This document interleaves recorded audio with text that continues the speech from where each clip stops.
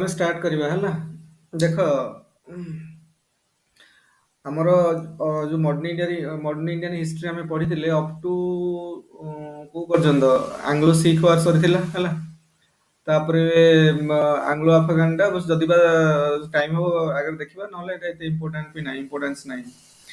ଯଦି ଟାଇମ ହବ ଦେଖିଦେବା ଆଙ୍ଗ୍ଲୋ ଆଫଗାନ ୱାର। ତ ମେନ୍ ଯୋଉ ହେଲା 1857 ପରଠୁ 1857 ଯୋଉ ମ୍ୟୁଟିନ୍ ହେଲା ତା ପରଠୁ କଣ କଣ ହେଲା ଅପ୍ ଟୁ 1947 ପର୍ଯ୍ୟନ୍ତ ଆମକୁ ଡିଟେଲିଂରେ ସବୁ ଦରକାର। And this portion is common for both preliminary and main examination.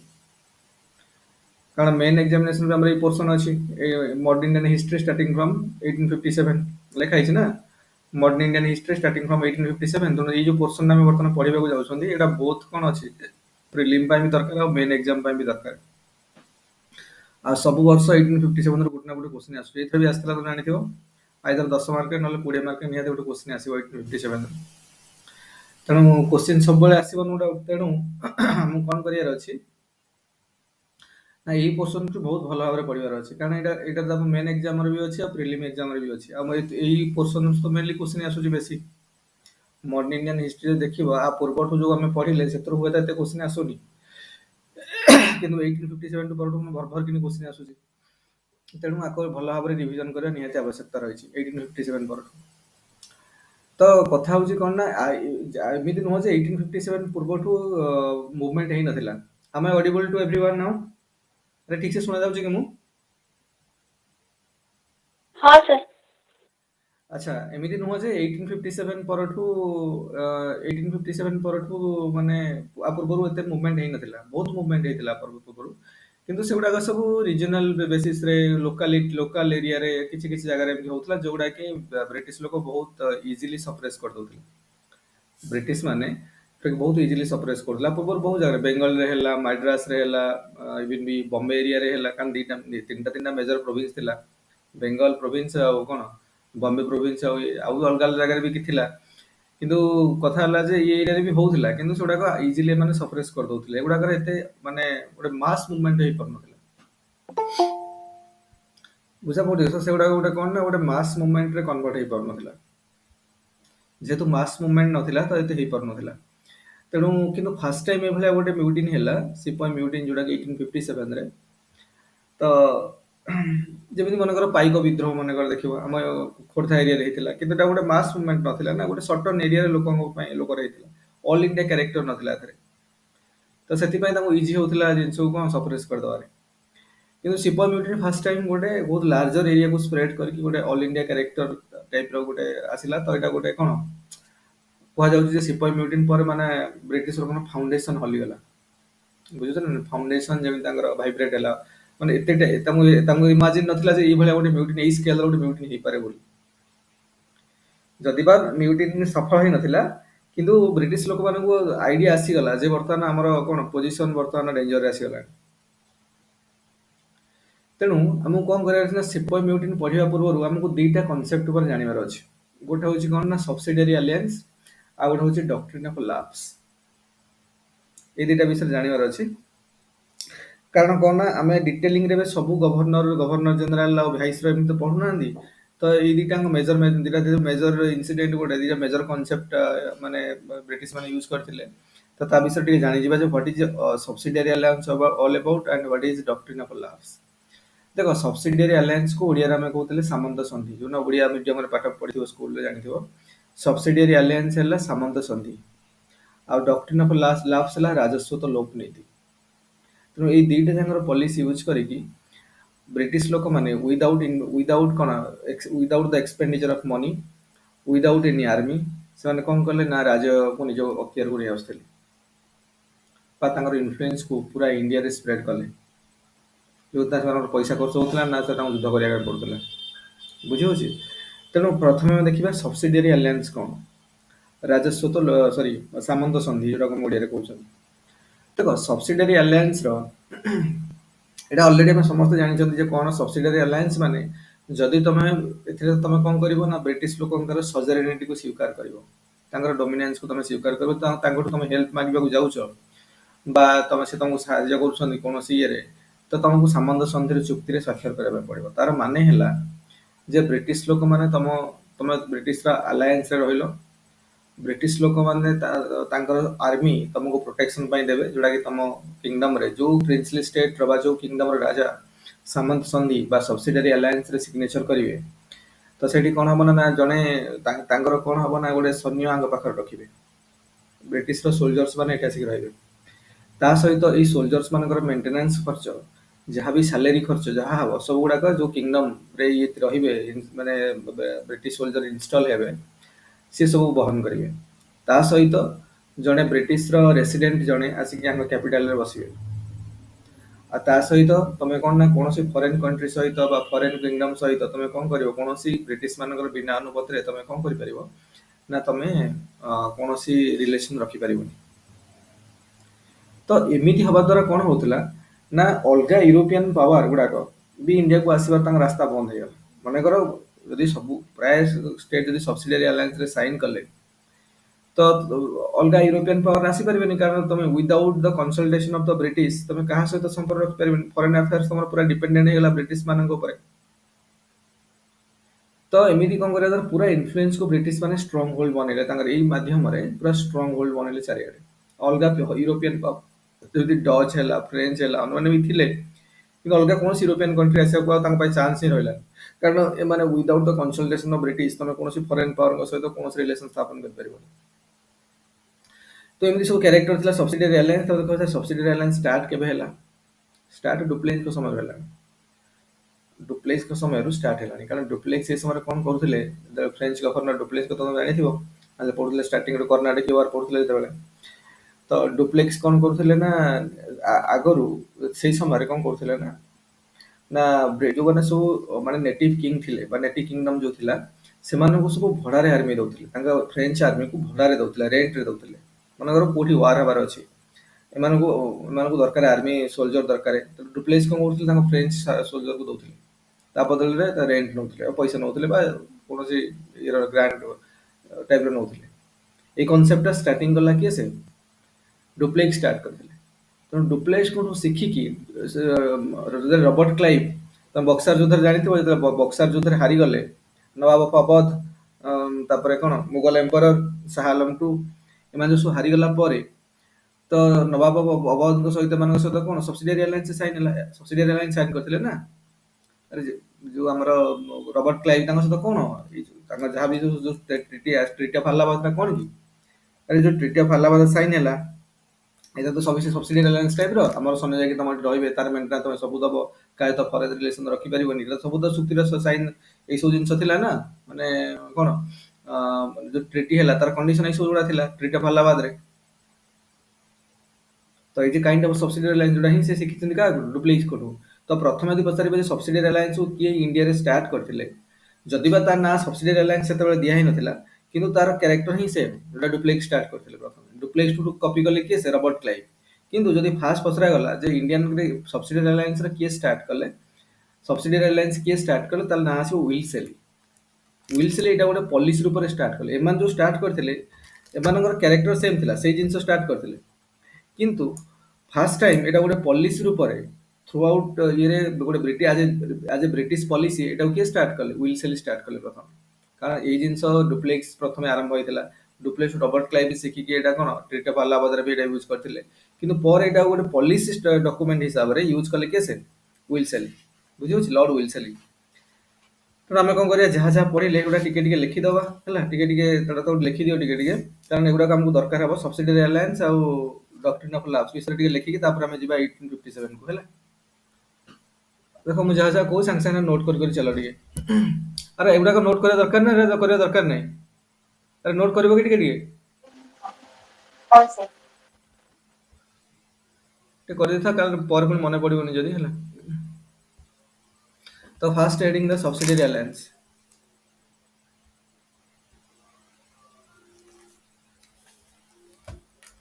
Subsidiary alliance.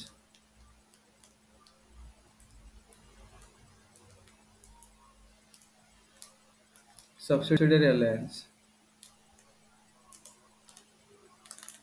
ତ ପ୍ରଥମେ କଣ ହେଲା, through subsidiary alliance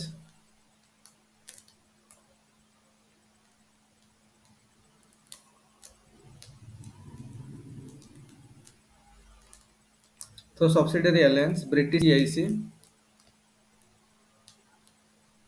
British IC ର କଣ ବେନିଫିଟ ହେଲା ଦେଖ ପ୍ରଥମ କଥା ହେଲା ଏକ ନମ୍ବର ବେନିଫିଟ ହେଲା ଏକ ନମ୍ବର ବେନିଫିଟ କଣ ହେଲା କି gain control over Indian princely state without any war and or without spending any money ପ୍ରଥମ କଥା ହେଲା ଏଇଟା gain control over Indian princely state, control over Indian princely state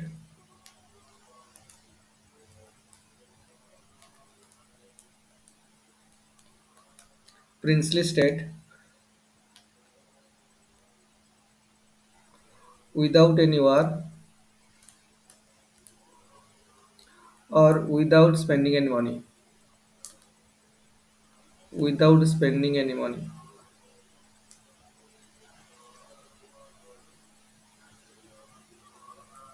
Without spending any money. Second कौन हला expanded and maintained its army all over India for which Indian rulers paid for it कि नहीं जहाँ army जो जहाँ राज्य रे रहिले ସେମାନେ ତ ପଇସା ଦେଲେ ନା ତାର मेंटेनेंस ପାଇଁ ତେଣୁ ଏଇଟା ବି ଗୋଟେ राज्य ହେଲା बिना पैसा खर्च କରିକି ଚାରିଆଡେ आर्मी ରଖି ପାରିଲେ expanded expanded and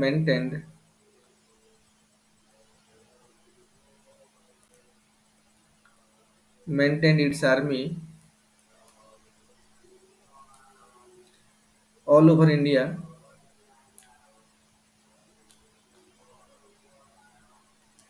for which Indian rulers paid for it for which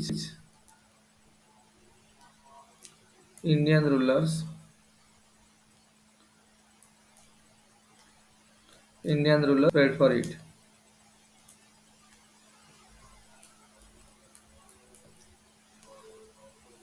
Expanded and maintained its army all over India for which Indian rulers paid for it. For which Indian rulers paid for it ହେଲା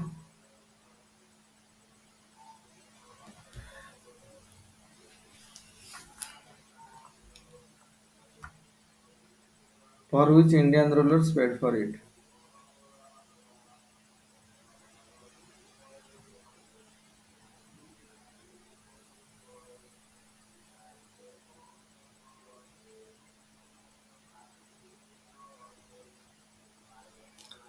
For which Indian rulers paid for it. ତାର third କଣ ହେଲା third benefit କଣ ମିଳିଲା ମାନଙ୍କୁ ଯେ ଅଲଗା European power ପାଇଁ ବି ରାସ୍ତା ବନ୍ଦ କରିଦେଲେ ହେଲା ସେଟା ବି ଗୋଟେ ହେଲା ବେନିଫିଟ ହେଲା ନା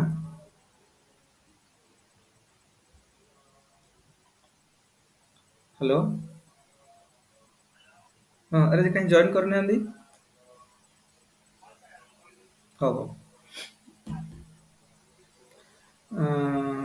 ଆଚ୍ଛା ଦେଖ ଥାର୍ଡ ବେନିଫିଟ ହେଲା not only reduce the power of other European powers,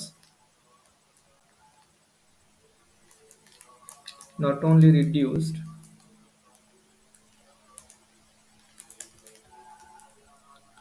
the power of other European powers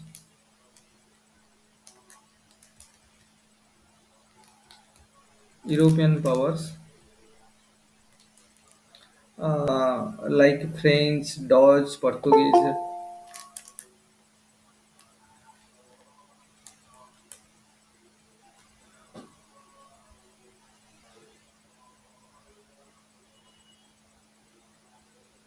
other European powers like French, Dutch, Portuguese, but also it closed all possible ways.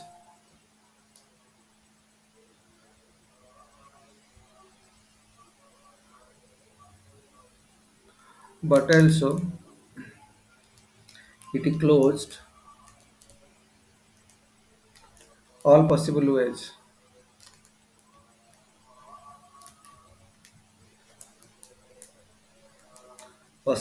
to uh, for them to grow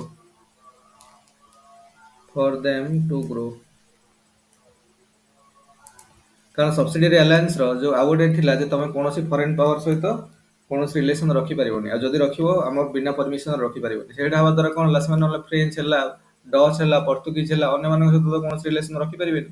ତେଣୁ ଏମାନଙ୍କର ଯୋଉ foreign power ଏମାନଙ୍କର କଣ grow କରିବାର ରାସ୍ତାକୁ ବି ବନ୍ଦ କରିଦେଲେ, ତା ସହିତ ଏମାନଙ୍କର ପାୱାର ବି କନସିଡରେବୁଲ କଣ ରିଡ୍ୟୁସ ହେଲା ଇଂଲିଶ ମାନଙ୍କ ତୁଳନାରେ। ତେଣୁ ଏଇ ମେଜର ଏଇ ତିନିଟା ବେନିଫିଟ୍ସ ଆମକୁ ମିଳିଲା ସବସିଡି ରିଲାଏନ୍ସ କରିବା ଫଳରେ। ତେଣୁ ଆମେ ଷ୍ଟାର୍ଟ କରିବା ଯଦି ତାର କେମିତି କଣ ଆରମ୍ଭ ହେଲା ଦେଖ।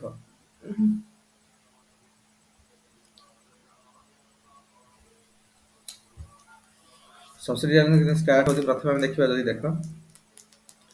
ତ ପ୍ରଥମ ଗଲା subsidiary alliance first introduced by କିଏ? French East India Company governor Dupleix ହେଲା। Subsidiary alliance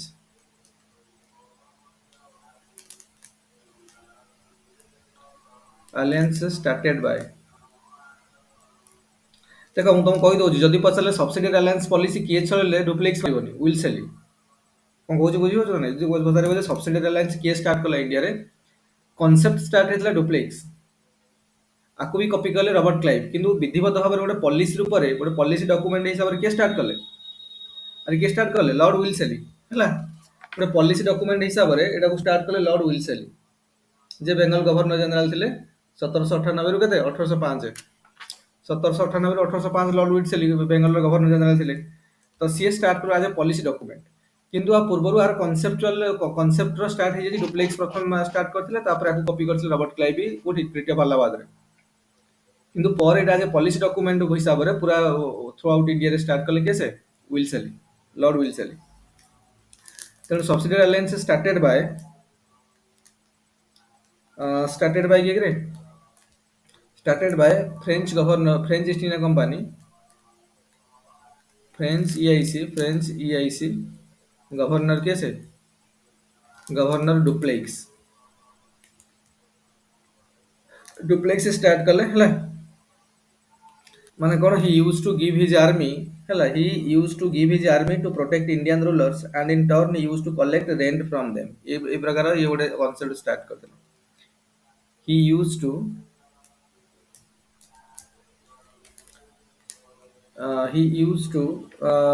give his army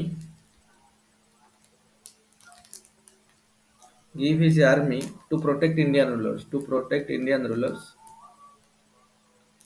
protects Indian ruler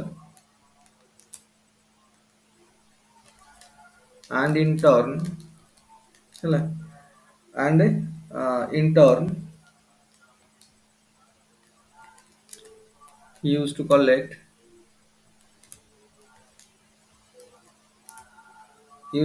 rent from them। ତାମାନେ ସେ ଭଡ଼ାରେ ତା ସୈନ୍ୟକୁ ଦଉଥିଲା। ବୁଝି ହଉଛି? ଇଏ ପ୍ରଥମ କଥା ହେଲା।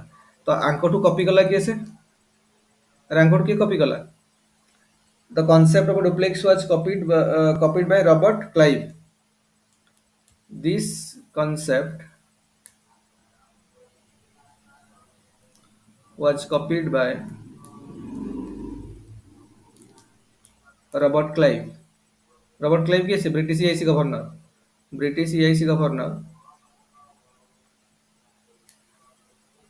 ब्रिटिश ईआईसी गवर्नर ହେଲା, ब्रिटिश ईआईसी गवर्नर किए से? Robert Clive. तो प्रथम किए से डुप्लेक्स स्टार्ट करथिला? रॉबर्ट क्लाइव ହେଲା। रॉबर्ट क्लाइव, कारण Robert Clive sign treaty of Allahabad with nawab of किए से? Awadh after battle of Buxar. लिखि दउछि ना, लिखि जानि छटा तमे लिखि दो, लिखि देता साइड रे टिके ब्रैकेट करके लिखि देता। Treaty of Allahabad, Robert Clive signed treaty of Allahabad,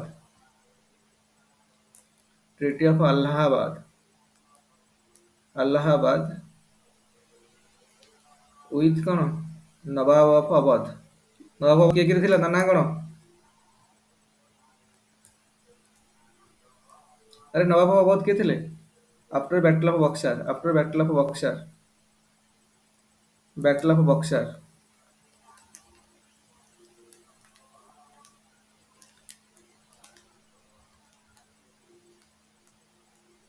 after battle of Buxar देख से समय किए थे? बैटल ऑफ बक्सर पर जो ट्रिटी है अवध नवाब, अवध नवाब कहे थे? नवाब ना कौन था? कौन था कि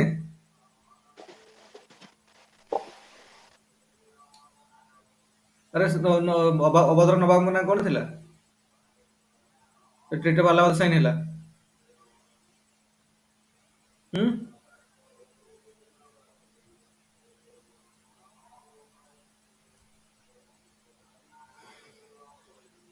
ଆମେ ଅଡିବୁଲ୍ ଟୁ ଏଭ୍ରିୱାନ୍। ଆରେ ଶୁଣା ଯାଉଛି କି? ଆଚ୍ଛା, ସୁଜାଉଦ୍ଦିନ ଥିଲା। ଆଚ୍ଛା, ହଉ ଠିକ୍ ଅଛି। ତ ତା ମାନେ ପ୍ରଥମେ କିଏ ଷ୍ଟାର୍ଟ କଲା? ପ୍ରଥମେ ଡୁପ୍ଲେକ୍ସ ଷ୍ଟାର୍ଟ କଲେ, ତାଙ୍କଠୁ କପି କଲେ କିଏ ସେ? Robert Clive. ରବର୍ଟ କ୍ଲାଇଭ୍ ଏଇଟାକୁ ସେମ୍ ଷ୍ଟାଇଲର ୟୁଜ୍ କଲେ କୋଉଠି? ମାନେ ଟ୍ରିଟି ଅଫ୍ ଆଲାହାବାଦରେ। କିନ୍ତୁ ସେତେବେଳେ ଗୋଟେ ପଲିସି ଡକୁମେଣ୍ଟ ନଥିଲା। ତାଙ୍କ ତ ଷ୍ଟାର୍ଟ କଲେ ଏଇଟା ପୁରା ସବସିଡିଆରି ଆଲାଏନ୍ସ ଯେମିତି ସେମ୍ ଟୁ ସେମ୍। ଇଭିନ୍ ବି ତମେ ଜାଣିଥିବ ଯେତେବେଳେ ବି ମାନେ ଯୋଉ ଆମର ମରାଠା ମାନଙ୍କ ସହିତ ବି ହେଲା ଯୋଉ ଟ୍ରିଟି ହେଇଥିଲା, ତ ଏଇ ଟାଇପ୍ ର second Maratha war, second Anglo Maratha war ପରେ ତ ଏଇ ଟାଇପ୍ ର ସବୁ ଯାହା ଯୋଉ ଟ୍ରିଟି ଗୁଡ଼ା ସାଇନ୍ କରାହଉଥିଲା ସେମ୍ ସବସିଡିଆରି ଆଲାଏନ୍ସ ର କ୍ୟାରେକ୍ଟର ଟ୍ରିଟି ସବୁ ସାଇନ୍ କରୁଥିଲେ। ତେଣୁ ଏଇ ସବୁ ଜିନିଷର କଣ ମାନେ ଅଲରେଡି ଷ୍ଟାର୍ଟ ହେଇଥିଲା କିନ୍ତୁ ପଲିସି ଡକୁମେଣ୍ଟ ହିସାବରେ କିଏ ଷ୍ଟାର୍ଟ କଲେ? କର୍ଣ୍ଣୱାଲିସ ଷ୍ଟାର୍ଟ କଲେ। ଆଚ୍ଛା ଦେଖ, ତ ପ୍ରଥମେ ଷ୍ଟାର୍ଟ ହେଲା କୋଉଠି? ପ୍ରଥମେ ଡୁପ୍ଲେକ୍ସ ଷ୍ଟାର୍ଟ କରୁଥିଲେ। ଏଇ ଟାଇପ୍ ର ଜିନିଷ ଡୁପ୍ଲେକ୍ସ ଆରମ୍ଭ କରିଥିଲେ। ତାପରେ ଆଗକୁ ରବର୍ଟ ଅଫ କ୍ଲାଇଭ୍ କୋଉଠି ଷ୍ଟାର୍ଟ କଲେ? ଟ୍ରିଟି ଅଫ୍ ଆଲାହାବାଦରେ ମାନେ ୟୁଜ୍ କଲେ। ତାପରେ କିନ୍ତୁ ଗୋଟେ ପଲିସି ଡକୁମେଣ୍ଟ ହିସାବରେ ପ୍ରଥମେ ଷ୍ଟାର୍ଟ ହେଲା କିଏ ସେ? ୱିଲସେଲି। ତାପରେ ଲେଖ the actual shape of software alliance was given by Wellesley. ତାପରେ ଲେଖ, ତାପରେ ପଏଣ୍ଟରେ ଏଇଠି ନେକ୍ସଟ କୁ ଆସ। The actual shape of a subsidiary alliance, the actual shape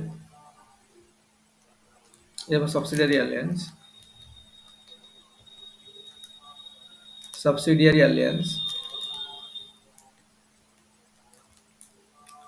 was started by or was given by Lord Wilsey. Lord Wilsey. WELLE Wellesley SLEY Wilsey ହେଲା। ୱିଲସେଲି ଥିଲେ Bengal governor କୋଉଠୁ ଯାଇକିରେ? He was the Bengal governor general.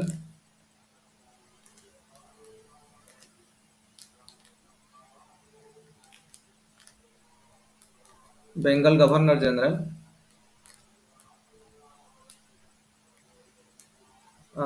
From କେତେ 1798 ରୁ 1805 ବୁଝିଲା। ତେଣୁ ଏଇ ସବୁ ଜିନିଷ ତ ତାପରେ ଯାଇକି ଦେଖିବା ଯେ କଣ କଣ ଇଏ ସବୁ ବୁଝିଗଲା ତ କିଏ ଷ୍ଟାର୍ଟ କଲା ମୁଁ କହିଦେଲି ପ୍ରଥମେ ଷ୍ଟାର୍ଟ କଲେ ଡୁପ୍ଲେକ୍ସ, ତାପରେ ତାକୁ କପି କରିଥିଲେ ରବର୍ଟ କ୍ଲାଇଭ୍ କୁ ଟ୍ରିଟି ଅଫ୍ ଆଲାହାବାଦରେ, ତାପରେ ଆର ଆକ୍ଚୁଆଲ ସେପ୍ ରେ ଆଜ ଏ ପଲିସି ଡକୁମେଣ୍ଟ ଷ୍ଟାର୍ଟ କଲେ କିଏ ସେ? ଲର୍ଡ ୱିଲସେଲି, ଯିଏ କି 1798 ରୁ 1805 ପର୍ଯ୍ୟନ୍ତ ବେଙ୍ଗଲର ଗଭର୍ଣ୍ଣର ଜେନେରାଲ ଥିଲେ। ତାପରେ ଦେଖ ତ ଏଇ ଯୋଉ ହେଲା ତାର ମାନେ ସବସିଡିଆରୀ ଆଲାଏନ୍ସ ଯୋଉ ହେଲା ତାର କଣ କଣ କଣ୍ଡିସନ୍ସ ଥିଲା ଦେଖ। Terms and conditions of subsidiary alliance. Terms and conditions of a subsidiary alliance. Subsidiary alliance. ଆଚ୍ଛା ପ୍ରଥମ ହେଲା କଣ? ମୁଁ ଯେମିତି କହିଲି ପ୍ରଥମେ କଣ ହବ ନା Indian rulers who entered in subsidiary alliance with the British had to dissolve his କଣ? Own has to dissolve his own armed forces. ତା ନିଜର କିଛି ଆର୍ମି ସେମାନେ ରଖିବେନି, ସେମାନେ ବ୍ରିଟିଶ ଆର୍ମି କି ରଖିବେ ତାଙ୍କ ସହିତ। ବୁଝିହଉଛି ନା ନାଇଁ? ଲେଖ ଦ Indian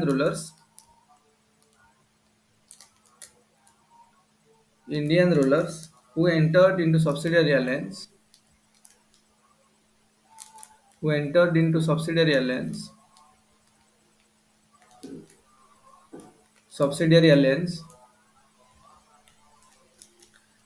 with the British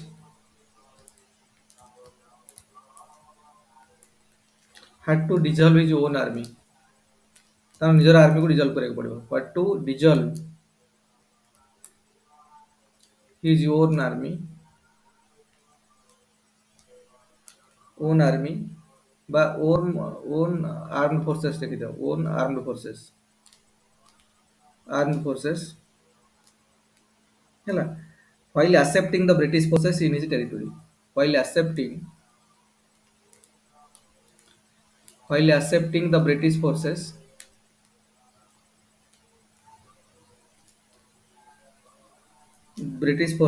into his territory।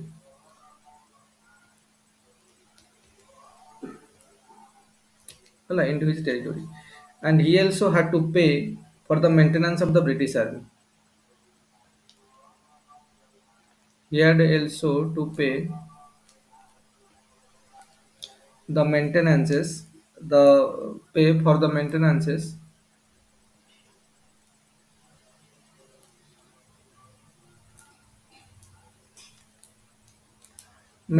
of British army.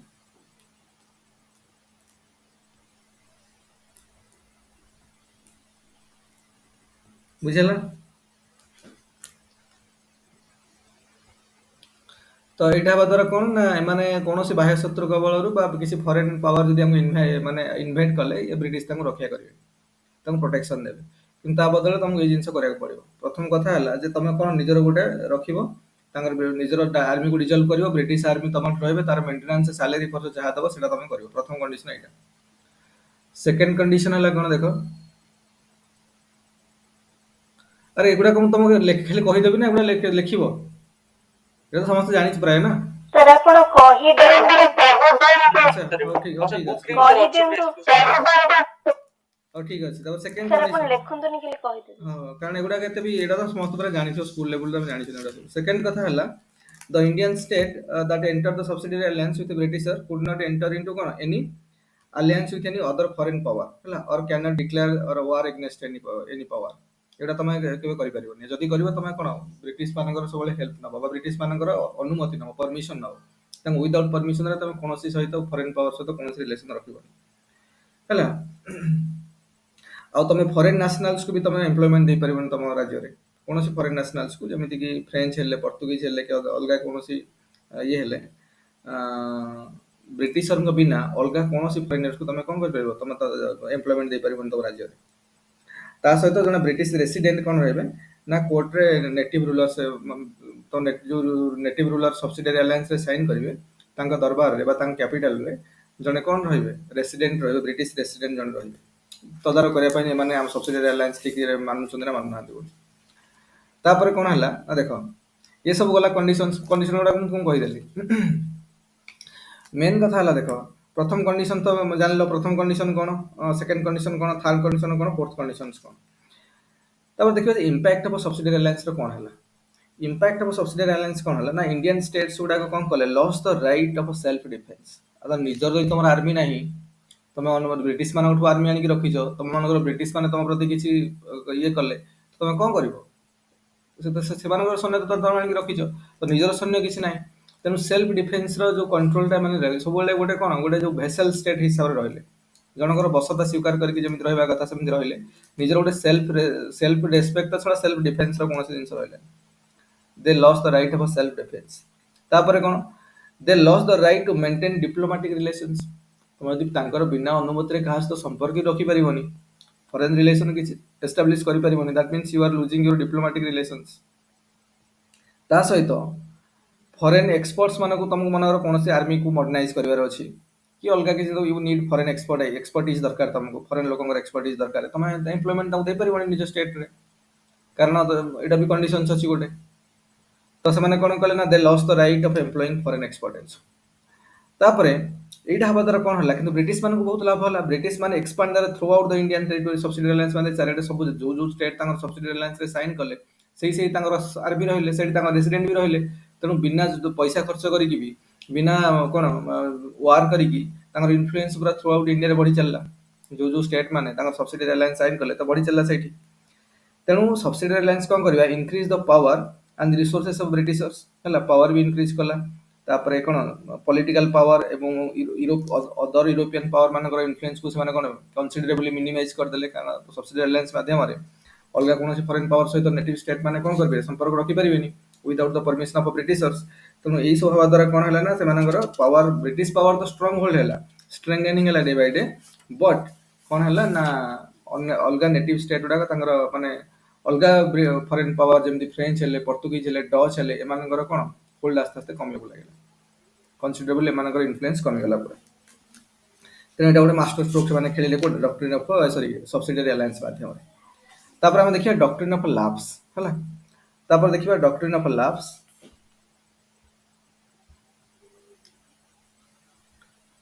Doctrine of lapse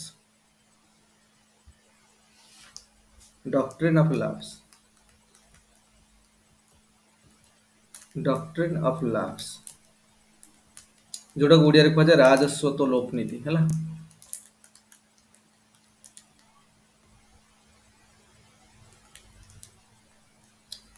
स्वत स्वत लोप नीति है, राजस्वत लोप नीति। तेणु कौन है देख डॉक्ट्रिन ऑफ लैप्स रे कौन है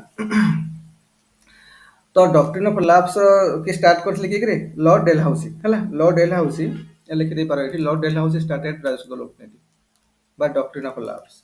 Lord Dalhousie, the doctrine of lapse like was started by कैसे started by governor general of India के लॉर्ड डेलहाउसी। लॉर्ड डेलहाउसी ये गवर्नर जनरल ऑफ इंडिया थे।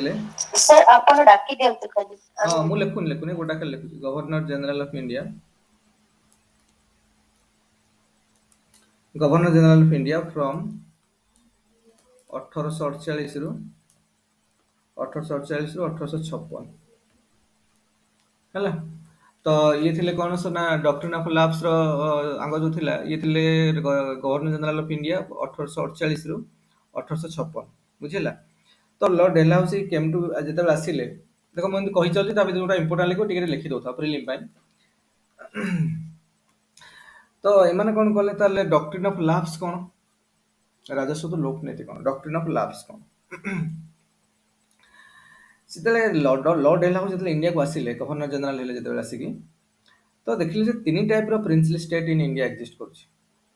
जेते सब प्रिंसली स्टेट अछि तीन प्रकार प्रिंसली स्टेट कथा से देखिले गोटे हला कोन free independent states which have nothing to do with EIC. केवल एमिति किछि प्रिंसली स्टेट अछि जोडा बहुत इंडिपेंडेंट भी फ्री भी आ तांगर ब्रिटिश ईस्ट इंडिया कंपनी से किछि लेना देना नाही। ए टाइप रो किछिटा प्रिंसली स्टेट अछि।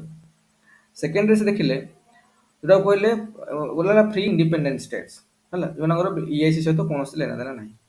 तापर देखिले प्रोटेक्टोरेट स्टेट्स हला जो माने कोन ना सब्सिडियरी अलायंस साइन करछन्ती with the British East India Company हला आउ सेमान तांको प्रोटेक्शन रे अछन ताने माने किछि स्टेट अछन जोडा सब्सिडियरी अलायंस ऑलरेडी साइन कर देछ।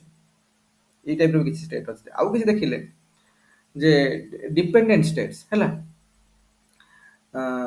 डिपेंडेंट स्टेट्स माने कोन हला माने से माने गोटे कोन माने जो माने कंप्लीटली डिपेंडेंट ऑन कोन जदि बा माने सब्सिडियरी अलायंस साइन भी करनांती they are completely dependent on British British हाथ गोटे पपेट टाइप रो अछन कारण कोनोसी ना कोनोसी वार रे से माने हारि जाइछन्ती तेणु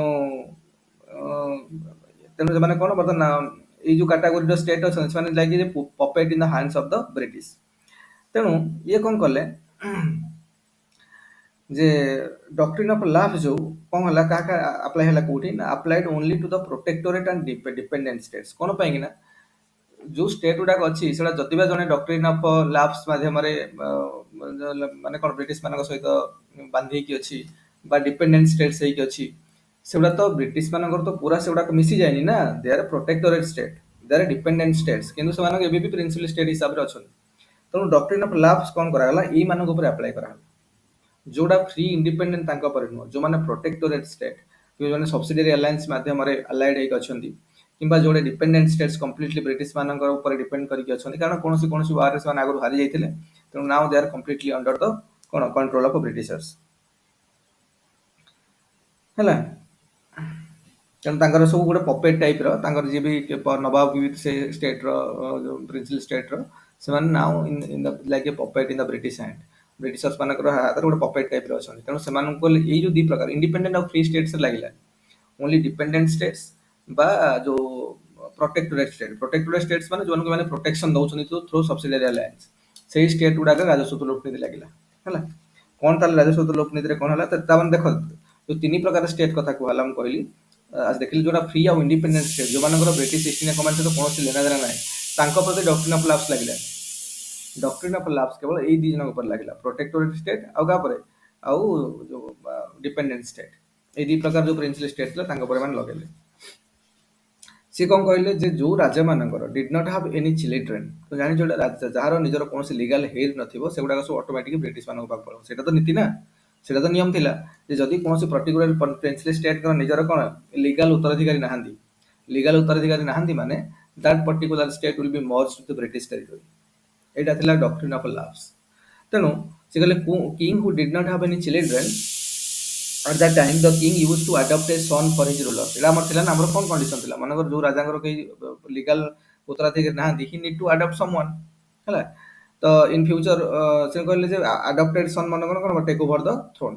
କିନ୍ତୁ ଏମାନେ କହିଲେ ଯୋଉ ଟ୍ରାଡିସନ ଏଟାକୁ ଆକ୍ସେପ୍ଟେବଲ ଥିଲା, ଇଣ୍ଡିଆରେ କାଳ କାଳରୁ ଚାଲିଥିଲା। କିନ୍ତୁ ଏମାନେ ଡକ୍ଟ୍ରିନ୍ ଅଫ୍ ଲାପ୍ସ ମାଧ୍ୟମରେ ଡେଲହାଉସି କହିଲେ କହିଲେ କୌଣସି ଆଡପ୍ଟେଡ୍ ମାନେ ଆଡପ୍ଟେଡ୍ ସନ୍ ପ୍ରୋଟେକ୍ଟୋରେଟ୍ ଷ୍ଟେଟ୍ କିମ୍ବା ଡିପେଣ୍ଡେଣ୍ଟ ଷ୍ଟେଟ୍ସର ବର୍ତ୍ତମାନ କ'ଣ କୌଣସି ସର୍କମଷ୍ଟାନ୍ସେସରେ ଉତ୍ତରାଧିକାରୀ ହେଇପାରିବନି। ଯଦି କାହାର ନାହାନ୍ତି that will automatically go to the କ'ଣ go to the British hand. British ମାନଙ୍କ ଟେରିଟୋରୀରେ ମିଶିଯିବ ଅଟୋମେଟିକାଲି ସେ ଷ୍ଟେଟ୍। ଯଦି କାହାର ମାନେ ଲିଗାଲ ଉତ୍ତରାଧିକାରୀ ନାହାନ୍ତି ତାହେଲେ ସେଟା ମିଶିଯିବ। ତେଣୁ ଏଇଟା ହେବା ଦ୍ୱାରା କ'ଣ ହେଲା ନା, ଯେତେବେଳେ ଡକ୍ଟ୍ରିନ୍ ଅଫ୍ ଲାପ୍ସ ଲାଗିଲା ତ କୌଣସି ଡିପେଣ୍ଡେଣ୍ଟ ତ ମୁଁ କହିଲି ତିନି ପ୍ରକାର ଯୋଉ ଷ୍ଟେଟ୍ ପ୍ରିନ୍ସଲି ଷ୍ଟେଟ୍ ଥିଲା, ସେଥିରୁ ଦୁଇ ପ୍ରକାର ପ୍ରିନ୍ସଲି ଷ୍ଟେଟ୍ ଏଟା ଲାଗିଲା। ଆଉ ଯୋଉମାନେ ଫ୍ରି ଇଣ୍ଡିପେଣ୍ଡେଣ୍ଟ ହେଇକି ଥିଲେ, ଯୋଉମାନଙ୍କର ବ୍ରିଟିଶ ଇଷ୍ଟ ଇଣ୍ଡିଆ କମ୍ପାନୀ କୌଣସି ଲେନାଦେନା ନାହିଁ, ସେମାନଙ୍କର ସହିତ ଏଟା ଲାଗିଲାନି। କିନ୍ତୁ ଏମାନଙ୍କର ଉଦ୍ଦେଶ୍ୟ ଥିଲା ଡକ୍ଟ୍ରିନ୍ ଅଫ୍ ଲାପ୍ସ ୟୁଜ୍ କରିକି ଯେ ଯୋଉମାନେ ଭେସେଲ ଷ୍ଟେଟ୍ ଗୁଡାକ ସେମାନେ ତ ପୁରା କମ୍ପ୍ଲିଟଲି ବ୍ରିଟିଶ ଅଣ୍ଡରରେ ଅଛନ୍ତି, ତେଣୁ ସେମାନେ କାହିଁକି ଗୋଟେ ଅଲଗା ଟେରିଟୋରୀ କରିକି ରହିବେ, ଅଲଗା କିଙ୍ଗଡମ କରିକି କାହିଁକି ରହିବେ, ସେମାନେ ପୁରା ବ୍ରିଟିଶ ଇଷ୍ଟ ଇଣ୍ଡିଆରେ ମିଶି ଯାଆନ୍ତି। ସେମାନେ ଗୋଟେ ବ୍ରିଟିଶ ଇଣ୍ଡିଆରେ ପୁରା ମିଶି ଯାଆନ୍ତି। ତେଣୁ କଣ ଗୁଡା କରିବେ, ସେଥିପାଇଁ ସେ ପ୍ରକାର ପଲିସି ବାହାର କରିଥିଲେ। ଯଦି ତମର କୌଣସି ଉତ୍ତରାଧିକାରୀ ନାହାନ୍ତି, ତମେ କାହାକୁ ଆଡପ୍ଟ କରିକି ସେଟା ପୁଣି ଚଲେଇ ପାରିବ, ତମେ ଅଟୋମେଟିକାଲି ବ୍ରିଟିଶ ଟେରିଟୋରୀ ସହିତ ମିଶିଗଲା। ବୁଝିହଉଛି? ତାପରେ ଦ ଫାଷ୍ଟ ଭିକ୍ଟିମ୍ ଅଫ ଯଦି କହିବା the first victim of doctrine of ଲାପ୍ସର କିଏ ଥିଲେ କିରେ? କିଏ କିଏ Satara. Satara kingdom. The first victim of doctrine of lapse became Satara which is the କ'ଣ ମେଜର ସିଟି ଅଫ କ'ଣ? ସତାରାଟା କୋଉଠି ଏବେ? ମହାରାଷ୍ଟ୍ରରେ ହେଲା। ହଁ, ଏଟାକୁ କେତେ ହେଇଥିଲା ନା, ଏଟାକୁ କିଏ ଏଟା ସତାରାକୁ କିଏ ଏଷ୍ଟାବ୍ଲିଶ କରିଥିଲେ କିରେ ଜାଣିଥିବ? ଦେଖ, ସାତାରା ପ୍ରଥମ ଭିକ୍ଟିମ୍ ହଉଛି ଡକ୍ଟ୍ରିନ୍ ଅଫ ଲାପ୍ସର। ସାତାରାଟା ବର୍ତ୍ତମାନ ମହାରାଷ୍ଟ୍ର ଗୋଟେ ଟାଉନଟେ। ସାତାରା ଟାଉନକୁ କିଏ ଏଷ୍ଟାବ୍ଲିଶ କରିଥିଲେ? ଆରେ କିଏ ଏଷ୍ଟାବ୍ଲିଶ କରିଥିଲେ? ଛତ୍ରପତି ସାହୁଜୀ ମହାରାଜ। ଛତ୍ରପତି ଶିବାଜୀ ନୁହେଁ, ଛତ୍ରପତି ସାହୁଜୀ ମହାରାଜ। ଆଚ୍ଛା ଗୋଟେ ମିନିଟ୍, ଆରେ ମୋର ଇକୋ ହଉଛି କି? ମୋ ଭଏସଟା ଇକୋ ହଉଛି ତମମାନଙ୍କୁ କି? ଗୋଟେ ମିନିଟ୍।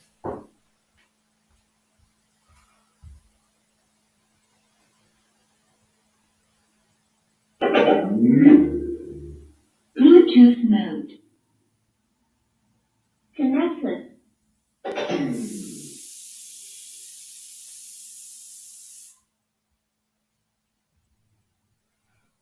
ଓକେ, ତ କ'ଣ ହେଲା ନା ଏଇଟାକୁ ସାତାରାଟାକୁ 1674 ମସିହାରେ 1674 in the year of 1674 it was established by Sahuji Maharaj, Satara town ହେଲା। ସାହୁଜୀ ମହାରାଜ when Dalhousie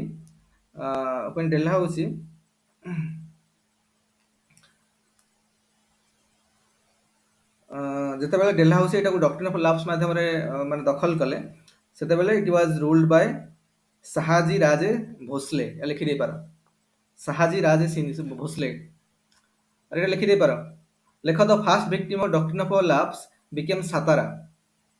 the first victim of doctrine of lapse became Satara which is the major city of Maharashtra and which was established in 1674। ଲେଖ, ଟିକେ ଟିକେ ଠାର ମାରି ଖାଲି ଲେଖି ଦେଇଥାଅ ହେଲା, ଇଏ ବେଳକୁ ଦରକାର ହବ।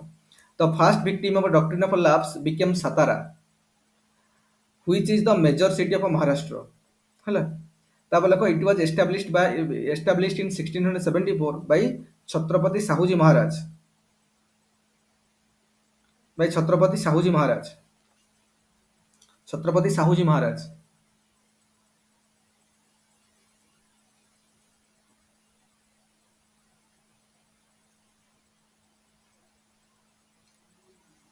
ଲେଖ when Dalhousie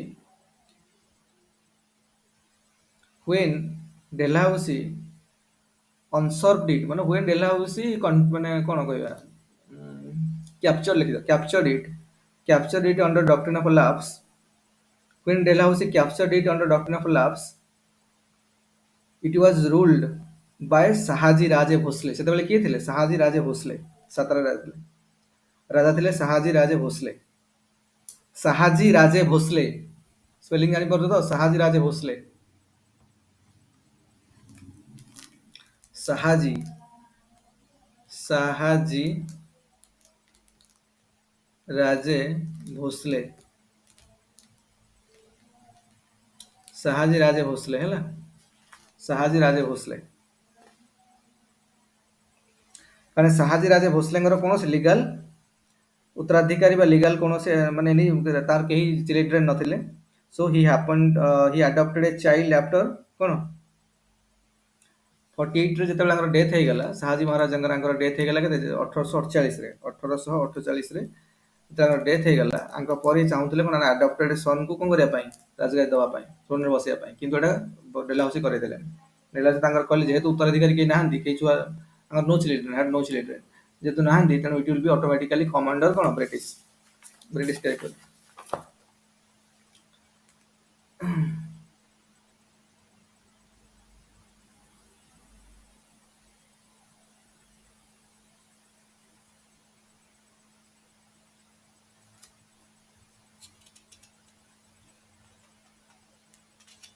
तने बर्तन कोन लागरे सतारा बर्तन हे गला तापर देखो एई जो एई भलिया करिया फल रे कोन हला ना तमे लिखि देथाओ किछि किछि लिखि दियो जे ए जो एटा हो अनेक्सेशन जो हला through annexation through cone doctrine of lapse माध्यम रे कोन गले प्रथम गले सातारा 1848 रे तापरे तापरे जयपुर संबलपुर 1949 रे लिखिबे गुडा तापरे बाघात 1850 रे तापरे उदयपुर 1852 रे तापरे झांसी 1853 रे नागपुर 1854 रे तापरे कराउली इन 1855 रे तारे अवध 1856 रे लिखि दे थोड़ी गडी देखो देखो following states which were annexed under this policy state उडा ना लेखो कोन कोन प्रथम हैला Satara following states which are annexed under this policy माने अंडर डॉक्ट्रिन ऑफ लैप्स प्रथम हैला के सातारा सातारा के 1848 एडी सेकंड रहला के से ना जयपुर संबलपुर नाम संबलपुर हम ओडिसा संबलपुर ହେଲା जयपुर संबलपुर केते 1849 तापर 3 रहला बाघात एटा 1850 एडी 1850 रे 4 रहला उदयपुर एटा 1852 रे एटा 1850 1852 रे 5 रे हैला झांसी एटा 1853 रे 6 रे हैला नागपुर एटा केते 1854 रे 7 रे हैला कराउली 1855 रे तापर हैला कोन ना अवध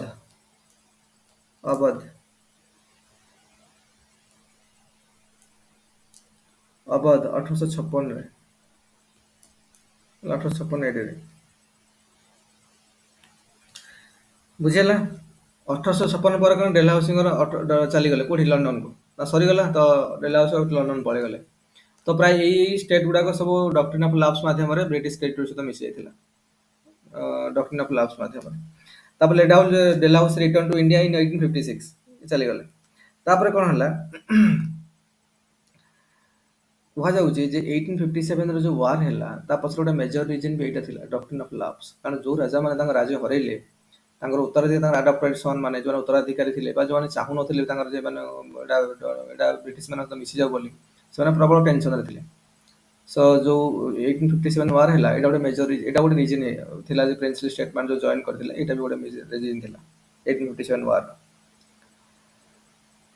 तेणु तापरे लेखो finally in 1859 doctrine of lapse was removed by British government देखो फाइनली कारण 1858 जो एक्ट बनिला गवर्नमेंट ऑफ इंडिया एक्ट 1858 आर वार पर एटा सब उठै देले कारण 1858 पर बनै देले आ माने कोनसे एनेक्सेशन करिवेनी ଆଉ टेरिटोरी बढ़िबन गवर्नमेंट ऑफ इंडिया एक्ट 1858 अनुसार जो बनिला एटा लिखि दियो finally in 1859 in 1859 doctrine of lapse was removed by British government finally in 1859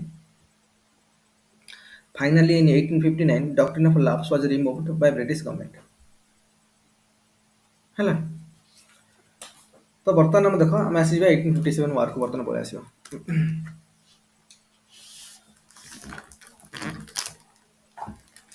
देखो 1857 बर्तमान जो पढ़िबा देखो एई जो सिलेबस बर्तमान स्टार्ट हबो एटा होची the measure the most important portions of modern Indian history कारण एथरो हमको मेन परीक्षा रे भी दरकार प्रिलिम रे भी दरकार भर भर किन क्वेश्चन आसीबो तेनु आर प्रति पॉइंट को आराम से बुझी बुझी चलो बहुत भलो भाबरे बुझी बुझी चलो मेन परीक्षा रे भी दरकार आ प्रिलिम रे भी दरकार बुझिला स्टार्ट करबा रिवोल्ट 1857 रिवोल्ट 1857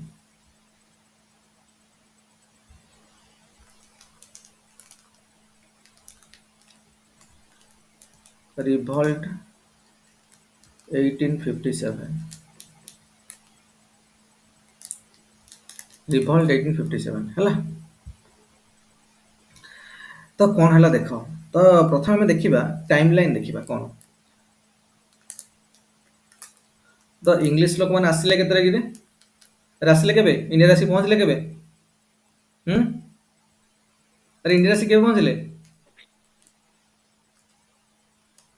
इंडिया रे केबे आसी पहुंचले मन नाही हरे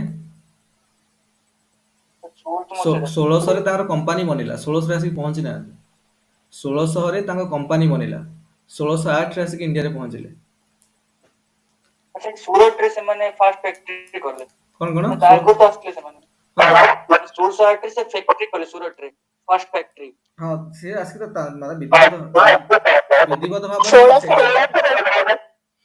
रे 1600 रे 31 डिसेंबर 1600 रे से मानकर कंपनी बनिला ईस्ट इंडिया कंपनी लंडन रे तापर से माने कंटीन्यूअसली स्ट्राइक करथिले आसीबा स्टार्ट हैला 1608 रे विधिवत भाव रे सूरत रे तांकर बनिला तांकर ये सेटा असले ता पूर्व सन ट्राई करथिले सफल होई परनथिले 1608 रे से फास्ट तांकर आसी बनेले कोन कंपनी बनेले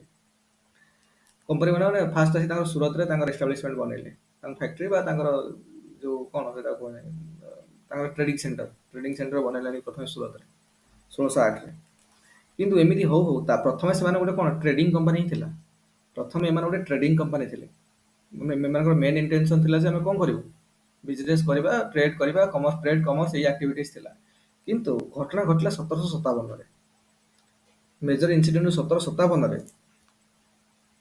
1757 1757 कोन हला कोन हितला करे कोन एटा Plassey battle of Plassey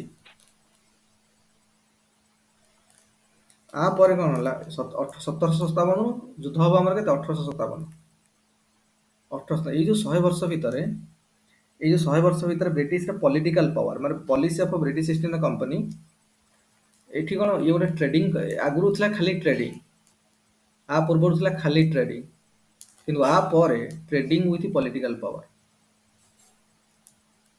trading plus political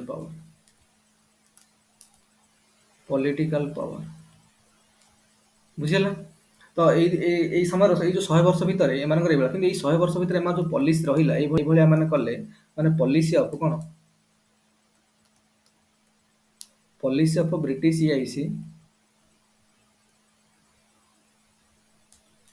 British EIC east India company British EIC affected all classes of Indian society adversely affected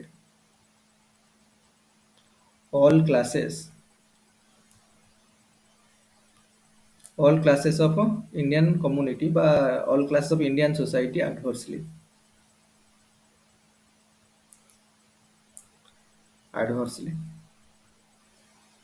बुझिला तो ये जो मेजर रीजंस हैला एटा हबा फल रे कोन हैला ए जो माने एडवर्सली अफेक्ट कला एटा फल रे कोन हैला देखो मु जेमिति लिखुची सेमिति टिके ये करके लिखि देथा तो पढिया पई रिवीजन मारिया पई सहज हबो तो प्रथम हम देखले 1608 रे तांगर प्रथम ट्रेडिंग बनेला सूरत रे आसी पहुंचले से माने तो ट्रेडिंग सेंटर बनेले କିନ୍ତୁ 1757 ବେଳକୁ ତାଙ୍କର ବ୍ୟାଟଲ ଅଫ୍ ପଲାସି ପରେ ତାଙ୍କୁ ଗୋଟେ ନିର୍ଣ୍ଣାୟକ ଭୂମିକାରେ ସେମାନେ ଆସିଗଲେ, ତାଙ୍କୁ ଗୋଟେ ପଲିଟିକାଲ ପାୱାର ଆସିଲା ଇଣ୍ଡିଆରେ। ତେଣୁ 1757 ରୁ 1857 ଭିତରେ ଏଇ 100 ବର୍ଷ ଭିତରେ ତାଙ୍କ ଯୋଉ ଟ୍ରେଡିଂ ଆଉ ପଲିଟିକାଲ ପାୱାର ବି ସେମାନେ ଥିଲେ। ତେଣୁ ଏଇ ଭିତରେ ତାଙ୍କ ଯୋଉ ପଲିସି ଗୁଡା ସେମାନେ କଲେ, ବିଭିନ୍ନ ଟାଇମ ଟୁ ଟାଇମ ବିଭିନ୍ନ ପଲିସି ହେଲା, ଏଗୁଡାକ ସବୁ ଆଡଭର୍ସଲି ଆଫେକ୍ଟ କଲା ବିଭିନ୍ନ କମ୍ୟୁନିଟିର, ମାନେ ଆମ ଇଣ୍ଡିଆନ ସୋସାଇଟିର। କାହାକୁ କାହାକୁ ଦେଖ, କୋଉ କୋଉ କମ୍ୟୁନିଟି ମାନଙ୍କୁ ସବୁ ବେଶୀ ଆଫେକ୍ଟ କଲା ଦେଖ। ଏଇଠି ଗୋଟେ ତୀର ଚିହ୍ନ ମାରିକି ଲେଖ, ମୋର ତ ଜାଗା ନାହିଁ ଏଠି, ଏଠି ଗୋଟେ ତୀର ଚିହ୍ନ ମାରିକି ଏଇଭଳିଆ ତଳକୁ ଲେଖ। ତାପରେ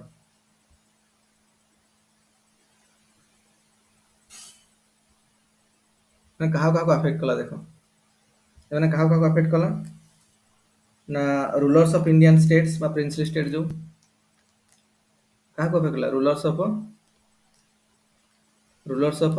Indian states, Indian princely state ସବୁ ହେଲା, ଇଣ୍ଡିଆନ ଷ୍ଟେଟ୍ସ। ତାପରେ ଆଉ କାହାକୁ ଆଫେକ୍ଟ କଲା, ସିପଏଜ,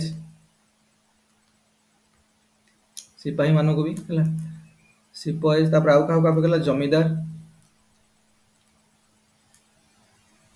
ଆଉ କାହାକୁ ଆଫେକ୍ଟ କଲା, ପିଜିଏଣ୍ଟସ। ଆଉ କାହାକୁ ଆଫେକ୍ଟ କଲା, ଟ୍ରେଡର୍ସ। ଆଉ କାହାକୁ ଆଫେକ୍ଟ କଲା, ଆର୍ଟିସାନ୍ସ। ଆଉ କାହାକୁ ଆଫେକ୍ଟ କଲା, ପଣ୍ଡିତ ଆଣ୍ଡ ମଲବିଜ, ପଣ୍ଡିତ ଆଣ୍ଡ ମଲବିଜ। ପଣ୍ଡିତ ମାନେ ହିନ୍ଦୁ ଧର୍ମରେ ଆମେ ପଣ୍ଡିତ କହୁଛେ, ମୁସଲିମ ମାନଙ୍କର ହେଲେ ମଲବି ହେଲା, ମାନେ ମୁସଲିମ ପଣ୍ଡିତ ମାନେ ସବୁ ମଲବିଜ। ମଲବିଜ, ପଣ୍ଡିତ ଆଣ୍ଡ ମଲବିଜ। ତ ଏମାନେ ଏଇ ଯୋଉ କାଟାଗୋରୀ ସବୁ, ଏମାନେ ସବୁ କଣ ହେଲା ନା, ଏମାନେ କଣ ହେଲା, ଏଇ ଯୋଉ କାଟାଗୋରୀ ସବୁ, ଏମାନଙ୍କର ଭିତରେ କଣ ଆସିଲା ନା ଡିସକଣ୍ଟେଣ୍ଟ ଆଣ୍ଡ ରିସେଣ୍ଟମେଣ୍ଟ ହେଲା, ଡିସକଣ୍ଟେଣ୍ଟ ଆଣ୍ଡ ରିସେଣ୍ଟମେଣ୍ଟ। ତାଙ୍କର ପଲିସି ଯୋଗୁଁ, ବ୍ରିଟିଶ ପଲିସି ଯୋଗୁଁ ଏମାନଙ୍କ ଭିତରେ କଣ ଆସିଲା, ଡିସକଣ୍ଟେଣ୍ଟ ଆଉ ରିସେଣ୍ଟମେଣ୍ଟ। ତେଣୁ ଆର ଫଳସ୍ୱରୂପ କଣ ହେଲା, ଆସିଲା ଆର ଫଳସ୍ୱରୂପ କଣ ହେଲା, ଆର ଫଳସ୍ୱରୂପ ହେଲା ଷ୍ଟ୍ରଗଲ। ବୁଝା ପଡୁଛି? ତ ଯେତେବେଳେ ଇଣ୍ଡିଆନ ରୁଲର୍ସ ମାନେ ସବୁ, ଏମାନଙ୍କ ପ୍ରତି କାହାର ଇମ୍ପାକ୍ଟ ପଡିଲା, ଯୋଉ 100 ବର୍ଷ 1757 ରୁ 1857 ଭିତରେ ଯୋଉ 100 ବର୍ଷର ବ୍ୟବଧାନ ରହିଲା, ଏଇ ଭିତରେ ଏମାନଙ୍କର ଏଇ ଯୋଉ ପ୍ରକାର ବିଭିନ୍ନ ପ୍ରକାର ଯୋଉ କଣ ମାନେ ଯୋଉ ପଲିସି ଡକୁମେଣ୍ଟ ରହିଲା, ଯେମିତି ଡକ୍ଟ୍ରିନ ଅଫ ଲାପ୍ସ ହେଲା, ରାଜସ୍ୱ ଲୋକ ନୀତି ହେଲା, କିମ୍ବା କଣ ଯୋଉ ସବସିଡିଆରୀ ଆଲାଏନ୍ସ ହେଲା, ତାପରେ ଟାଇମ ଟୁ ଟାଇମ ବିଭିନ୍ନ ଯୋଉ ପଲିସି ମାନେ ସବୁ ବନେଇଛନ୍ତି, ଏଗୁଡାକ ସବୁ ଏଇ ସବୁ କମ୍ୟୁନିଟି ଲୋକଙ୍କୁ କାଫି ଆଫେକ୍ଟ କଲା।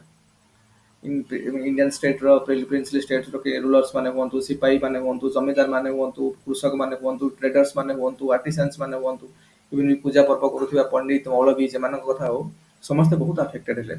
ତେଣୁ ଏମାନଙ୍କର ସବୁ ଆକୁମୁଲେଟେଡ ଡିସକଣ୍ଟେଣ୍ଟ ଆଉ ରିସେଣ୍ଟମେଣ୍ଟ କନଭର୍ଟ ହେଲା ଗୋଟେ ଷ୍ଟ୍ରଗଲକୁ, ଯୋଉଟାକି 1857 ଷ୍ଟ୍ରଗଲ। ଏଇ ଯୋଉ ଷ୍ଟ୍ରଗଲ ହେଲା, ଏଥିରେ କଣ କଣ ହେଲା, ଏଇ ଯୋଉ ଷ୍ଟ୍ରଗଲ ହେଲା ଦେଖ,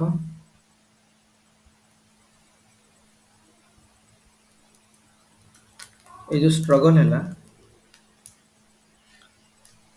ଏଇ ଯୋଉ ଷ୍ଟ୍ରଗଲ ହେଲା, ଏଥିରେ କଣ ହେଲା ନା, ଇଏ କଣ କି କ୍ୟାରେକ୍ଟର, ଗୋଟେ ହେଲା କଣ ନା religious political, religious political, ପିଜିଆଣ୍ଟସ uprising, ପିଜିଆଣ୍ଟସ uprising,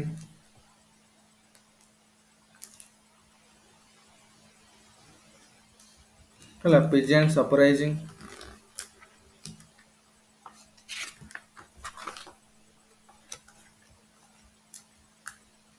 ପିଜିଆଣ୍ଟସ uprising.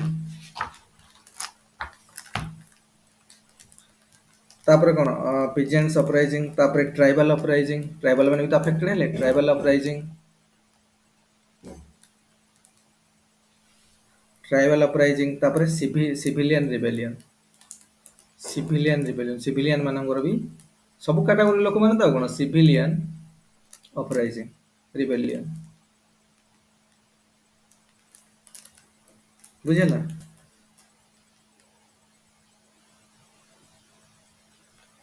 କିନ୍ତୁ ଏଇ ସବୁ ଜିନିଷ ଯୋଉ ହେଲା, ଏଇ ଯୋଉ ଏଇଟା ହଉଥିଲା ସବୁ, ଏଇଟା ଟାଇମ ଟୁ ଟାଇମ ହଉଥିଲା, ଏମିତି ନୁହଁ ଯେ 1857 ପରଠୁ ଏମିତି ହେଇନି। 1857 ପୂର୍ବରୁ ଏଇଟା ସବୁ ଚାଲିଥିଲା, ବିଭିନ୍ନ ଭାଗରେ ରିଲିଜିୟସ ଲେବୁଲରେ, ପଲିଟିକାଲ ଲେବୁଲରେ, ପିଜେଣ୍ଟସ ମାନଙ୍କର ଅପରାଇଜିଂ ହେଲା, ଟ୍ରାଇବାଲ ଅପରାଇଜିଂ, ଆମେ ସବୁ ପଢିବା ଆଗକୁ ଆଗକୁ ଯାଇକି ଦେଖିବ, ଗୋଟେ ଟ୍ରାଇବାଲ ମୁଭମେଣ୍ଟ ହେଇଛି, ପିଜେଣ୍ଟସ ମୁଭମେଣ୍ଟ ହେଇଛି, ସିଭିଲିଆନ ମାନଙ୍କ କେସରେ ବିଭିନ୍ନ ଜାଗାରେ ବି ସବୁ ମୁଭମେଣ୍ଟ ହେଇଛି। କିନ୍ତୁ ଏଗୁଡାକ ସବୁ ସକ୍ସେସଫୁଲ ସେମାନେ କଣ କରିଦେଇଛନ୍ତି ये जो हेला सब एगुड़ा भी तो आकुमुलेट नहीं कि लास्ट को 1857 वार कन्वर्ट हैला किंतु पूर्व भी एगुड़ा आस्ते आस्ते हेइथिला किछि किछि जगह रे सब होउथिला किंतु लोकल एरिया रे होउथिला ऑल इंडिया कैरेक्टर नथिला सेगुड़ा तेणु इजिली एगुड़ा कोन करथिले सप्रेस कर दउथिले तेणु एगुड़ा कोन होउथिला ना इजिली ये जो एगुड़ा सब कोन हला ये जो जतक सब रहला एगुड़ा कोन होउथिला ना माने suppressed by British IC suppressed by British IC suppressed by British EIC कहीं कौन पाई करे since all the struggles were local in character since all the struggles were local in character were local in character local in character जेहेतु local in nature थिला तो कौन all India करे माने से नथिला मानकर तो एटा आराम रे कोन होतला सप्रेस कर दोथिला माने बुझेला अरे बुझा पड़ला किंतु कथा हला ये तो ठीक अछि लोकल जगह रे कोठी पिजेंट्स अपराइजिंग होउथला कोठी ट्राइबल अपराइजिंग होउथला कोठी किछि रिलीजियस धर्मगुरु माने विभिन्न प्रकार को नै कि माने मूवमेंट करूथले तो एगुडा को सब सक्सेसफुल ब्रिटिश ईआईसी कोन करथला सप्रेस कर दोथला कारण एगुडा को सेही एरिया रे ही सीमित थिला ऑल इंडिया नेचर नथिला बा मास मूवमेंट नथिला ज्यादा पार्टिसिपेशन नथिला किछि किछि लोक जो माने करूथले ताको माने सप्रेस कर दोथले किंतु सप्रेस हेले भी ये जो अकुमुलेशन रही ग्रेजुअली 1857 रे स्टार्ट हेछि हैला एते बड़ गोटे मूवमेंट हैला तेणु आम देखा जे आस्ते आस्ते कौन कौन सब कारण कौन कौन थिला गोटे पर गोटे देखा तापर रिभल्ट को पळे आसा 1857 रिभल्ट रो बर्तन देखिबा 1857 रिभल्ट जेतले अकुमुलेट हे कि आर अकुमुलेशन रिजल्ट हो 1857 रिभल्ट स्टार्टिंग केमती हैला देखिबा प्रथम हैला काहे कि हैला प्रथम कारण है कौन पाई है देख एगुड़ा जो करुचे आम एमती खाली तो ठार मारी मारी एमती लिखी दौरान बट एगुड़ा भलसे पॉइंट करके लिख मेन एग्जाम रे पड़ो कजेस ऑफ 1857 रिवॉल्ट है फेलुअर हबार रीजन कौन थी से सब 1857 रिवॉल्ट माने पूरा 10 मार्किया क्वेश्चन 20 मार्क क्वेश्चन आसो मेन एग्जाम रे आ प्रिलिम रे तो एमती पड़ो तेणु आपको भल भाव क्लारिटी वांस बुझीगले मुंडे बसीगला कौन अच्छी आराम लिखी ना तो देखो प्रथम कारण कौन था भाई देखा तो स्टार्ट है ओल्ड राइफल आमर कौन होता ना सब तो प्रथम सिपाही मान द्वारा स्टार्ट है सिपाही म्यूटिन कहते कौन पाई स्टार्ट है देख प्रथम कौन जानी जो पुराना कालिया बंदूक सब थी राइफल गुड़ाक पुराना कालिया राइफल देख जो मुवी फुवी देखी जो पूरा ब्यारेलटा बहुत लंबा पूरा एत लंबा पूरा बहुत लंबा ब्यारेल आगुरी कौन करुले ना से ब्यारेल भितर ऊपर पटे से सब गन पाउडर आ गुली माने जो कौन बुलेट गन पाउडर भर्ती करेंगे और बुलेट ता भीतर भर्ती करेंगे देखी ताको गोटे बड़ लंबा गोटे कौन जे कौन गोटे रड रे सेटा को ये करके ताको सेट करथिले माने ता माने जो सोल्जर माने जिबे सोल्जर माने गोटे बैग गन पाउडर नेकी जिबे आ बुलेट गोटे बैग नेकी जिबे सबले संगरे ता जोठी मारियार अछि प्रथम गोटे बुलेट ते भीतर एंट्री करिवे गन पाउडर एंट्री कर तीन चारटा बुलेट माने कर आगो गन पाउडर से भीतर दे देबे तापर गोटे बुलेट पक रखिबे तापर एटा को सेट करिवे सब गोटे गोटे लंबा रड रे ये करके आग पटू एंट्री मारिकी सेट करेंगे तो यही टाइप कंडीशंस थिला बुझुछ ना नहीं अरे तुम सब जो पुराना पुराना मुवी देखी हिंदी मुवी रे जो बड़ बड़ गन यूज करती सब राइफल गुड़ाक जो गुड़ीटा बाहर की जीव आगे को कौन बैरेल कहुए तो सहीटा देखो पूरा गोटे सिलिंडर माने सेप रही बहुत लंबा से गोटे और से टाइप हाथ में निजे मानुआली लोक कौन करा पड़ता ना गन पाउडर ता भीतर भी सेट कर बुलेट सेट करके रखियो तापर मारिबो पुणी सरीगला पुणी गन पाउडर दब पुणी बुलेट लगे पुणी मारिबो पुणी गन पाउडर मारिबो पुणी बुलेट दब मारिबो यही टाइप सिचुएशन थिला स्टार्टिंग रो एटा को राइफल बा ओल्ड राइफल कहा जाए तो ब्रिटिश लोक माने सुधार कौन कले कहले बहिनी कहले बहुत लेट हो कारण तुम पूरा बैग बैग गोटे बैग रे गन पाउडर गोटे बैग रे गुली माने बुलेट ताको नेकी जीवा पड़िबो जोटी युद्ध हबो कि जोटी काम हबो तो नेकी जीवो तो बोही दीटा बैग को बोही नेकी जीवा पड़ता प्रति सोल्जर मान तेणु ये कहले ब्रिटिश लोक माने कहले बर्तमान कौन करवा देखले एटा बहुत टाइम कंज्यूमिंग भी बहुत कंबरसम कारण काफी सब कम्प्लेक्स लागु नहीं जाओ पुणी ताको सेट करो पुणी मारो दुनिया टाइम लागुची तेणु कहले ये चेंज कले कौन ता जगह कहले ना एनफील्ड राइफल आनले एनफील्ड राइफल माने कौन से कहले ना जो टोटाल जो गन पाउडर और बुलेट को गोटे कार्ट्रिज रे रखिदेले कार्ट्रिज माने कौन देख कार्ट्रिज माने से गोटे कागज रो गोटे कागज गोटे पुड़िया टाइप रो बनैले से पुड़िया भीतर गन पाउडर और बुलेट रहिला हैला ताको गोटे कागज पुड़िया गुड़े रखिले किंतु कागज तो माने नष्ट हो जाई पारे माने क्यारी करके बड़ जगह को नेला बेलू वो तो फाटी जाई पारे तेणु तापर से कवर प्रोटेक्शन गोटे कवरिंग कले गोटे ग्रीज माने एनिमल फैट गोटे ग्रीज बनेकी तार कवरिंग देले कौन बुझुछ ना कारण प्रथम भीतर रहा गन पाउडर आउ गोटे बुलेट रहा ए बुलेट गोटे कागज पुड़िया भितर पुड़िया करके रखिले तो तापर काले कागज फाटी जीव कि तार लास्टिंग पाई बा ताकू क्यारी करिवारे माने कोन ये हबो तो कोन से डैमेज न हो सेति पाई गोटे एनिमल फैट रो गोटे ग्रीज देले तो गोटे कवरिंग कले तापर एनिमल ग्रीज गोटे कवरिंग कले आ तार जो ऊपर जो एपेक्स रे मुंड मुंडरे किना एटा बांधी की रखिले माने हे ग्रीज रो गोटे सेट बनै की रखिले ये जो कवरिंग टा रहिला ता माने तमे जत्ते बेले भी कोन करिवो माने कोठी युद्ध होला बा कोठी गन मारिया को पड़िवो तो प्रथम कोन जो कार्ट्रिज रो ऊपर जो येटा अछि माने कोन जो कवरिंग टा करा हैछि ता ऊपर गोटे सुतली भलिया बंधा होला गोटे माने जेमति आमे बैग बांधु छन ऊपर गोटे सेमति गोटे पुड़िया करके ऊपर टा बांध देले और से ग्रीज रो रहिला से एनिमल ऊपर ऊपर कवरिंग टा ग्रीज तांगर माने एनिमल फैट रो ग्रीज टा तो प्रति सोल्जर कोन करिया पड़ो ना सेई ऊपर जो कवरिंग टा ग्रीज टा को दांतरे कामुडी की बाहर करिया पड़िवो छिंडी सला पर ता भीतर जो गन पाउडर आ ये थिबो हेटा को ढालिबे पुतरे सेई बैरेल भीतर ढालिबे गन रो जो बैरेल टा सेति ढालिबे गन पाउडर आ गोली ता भीतर थिबो तेणु एटा टिके इजी होला लोकन को हबो किंतु कथा हला ए जो एनिमल फैट यूज करके जो ऊपर कवरिंग टा बनौथले जो कार्ट्रिज रो ऊपर कवरिंग टा जो बनौथला एनिमल फैट यूज करके तो से एनिमल फैट रे लोकन धारणा थला जे एटा रे काउ रो फैट यूज होउची न जो पर्क माने कोन करे पिग रो फैट यूज होइछि और काउ रो फैट यूज होइछि आ तमे जान जो मुस्लिम माने तो तांगर पिग पाई बा पर्क माने यूज करन्दिनी आ तापर हमर भी हिंदू माने काउ माने को यूज करबेनी काउ मानकर पर्क आमे भाबे हम धर्म नष्ट होई जाउछि तेणु यही सब जिनस हवा फल एमान भाबिले सिपाही माने जने सोल्जर थिले इंडियन सोल्जर ता काम करथिले एमान भाबिले जने जानी सुनी की हमर धर्म नष्ट करछन कारण सेटा जदि हमें दांतरे कामण की छिंडेबू तो आमे गोरु मांस बा गोरु माने काउ रो फैट अछि कि पिग रो फैट अछि माने काउ रो को बीफ को जाय पिग रो कोन को जाय करे पर्क को जाय बोधे पिग रो कोन को जाय करे पर्क को जाय तो पर्क आ बीफ एगुडा जदि यूज होला माने कर तो हमर धर्म नष्ट होई जिवो आमे दांतरे कामड़ी के ये करछु तो सेही जिंस पई तो प्रथम इनिशियस डिस्कंटेंट सेटू स्टार्ट होला आ सबटु प्रथम कोठी आंदोलन हेतिला कि आ एग्नेस्ट प्रथम स्वर उत्तोलन कोठी करा हेतिला मेरठ कोठी रे अरे प्रथम कोठी हेतिला तो कोठी बरहमपुर रे मिरट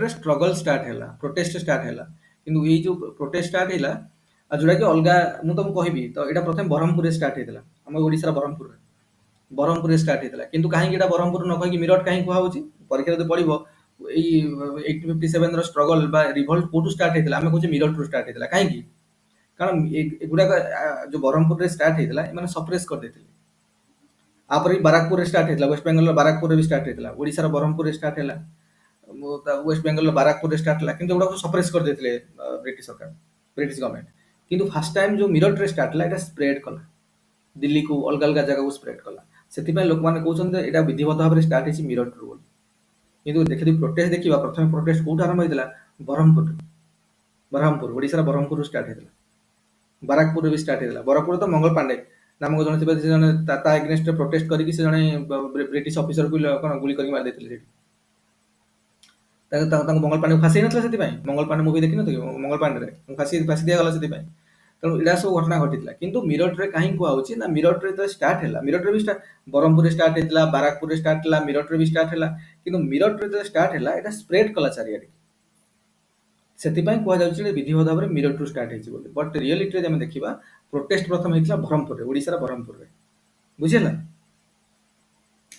अच्छा हमें देखियो तुम जा कहू से अनुसार लेख ताले काहे की हैला प्रथम रीजनल एटा बस तापर अलगा कैटेगरी तापर कृषक माने भी मिसिले प्रिंसली स्टेट रो रूलर्स माने भी मिसिले तापर जमीदार भी माने भी मिसिले विभिन्न सिविलियंस माने भी एथरे कंट्रीब्यूशन देले समस्त मिसिले किंतु स्टार्ट रो मेन जो स्टार्टिंग हैला बिकॉज़ ऑफ दिस सेति सिपाही मानक द्वारा प्रथम स्टार्ट हेतला बोली एटा को सिपाही म्यूटिन भी कहउची बुझी होची तो प्रथम कोन हला देखो मु जहा खाली के ये करके लिखि दउ तुम सेंतु लागो भाई काहे की स्टार्ट हैला हमें जदि लिखिबा तो कोन हैला ना old rifle was cumbersome and time consuming to use लेख ओल्ड राइफल जोटा यूज करा होतला old rifle was cumbersome and कौन time consuming to time consuming time consuming to use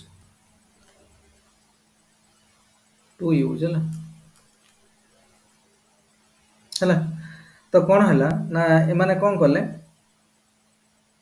एमाने कौन कले कि जमी कहली ये गोटे न्यू राइफल बनैले तेणु एमाने कौन कले ना गोटे कार्ट्रिज बनैले कार्ट्रिजटा को भाया देख कार्ट्रिजटा को भाया एमती गोटे से बैग टाइप रो बनैले है गोटे बैग टाइप रो बनैले आ भितर कौन रहा बुलेट रहा आ भितर गन पाउडर बुलेट है बुलेट रहा भितर बुलेट गन पाउडर रहा है जो कागज रे बना होता तेणु ये आप कौन कले ना गोटे कवरिंग देले एनिमल ग्रीज रो गोटे कवरिंग कले एमती गोटे कवरिंग कले है एनिमल ग्रीज रो एमती गोटे कवरिंग है चारिपटे यहाँ कौन सस्टेनेबल बनवाई करके मुंडी बांधिले है एमती गोटे रहा गोटे तेणु ये जो यहाँ कौन ना यहाँ हूँ एनिमल फैक्टा जो रैपिंगटा है ता भितर कौन रहा बुलेट रहा गन पाउडर रहा लिखिद बुलेट भी रहा बुलेट रहा गन पाउडर भी रहा गन पाउडर भी रहा आ जो ऊपर बाहर कवरिंगटा जो कवरिंगटा है यहाँ कौन कि रैपिंग पेपर जो रैपिंग है पेपर रैपिंगटा कौटे ग्रीज रे ये जो ग्रीजटा कौन एनिमल फैट रो एनिमल फैट बुझला ये एनिमल फैट এটা কোয়া যায় যে এটা কোন না এই যে অ্যানিমাল ফ্যাটটা না পর্ক ফ্যাট আর বিফ বলি কোয়া যায় ধারণা এই যে অ্যানিমাল ফ্যাটটা আছে এটা পর্ক আর বিফ এটার পর্ক এন্ড বিফ বুঝিলা পর্ক এন্ড বিফ রে বলি মানক ধারণা হলা তেণু এমানে প্রোটেস্ট করিয়া স্টার্ট কলে বুঝিউছি তেণু এই যে নিউ রাইফলটা কেবে ইন্ট্রোডিউস হলা কি রে এই নিউ রাইফলটা কেবে ইন্ট্রোডিউস হলা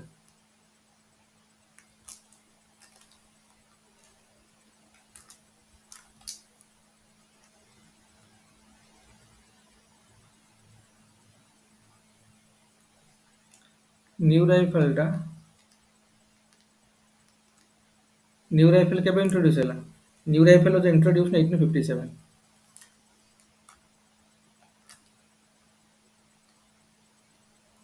न्यू राइफल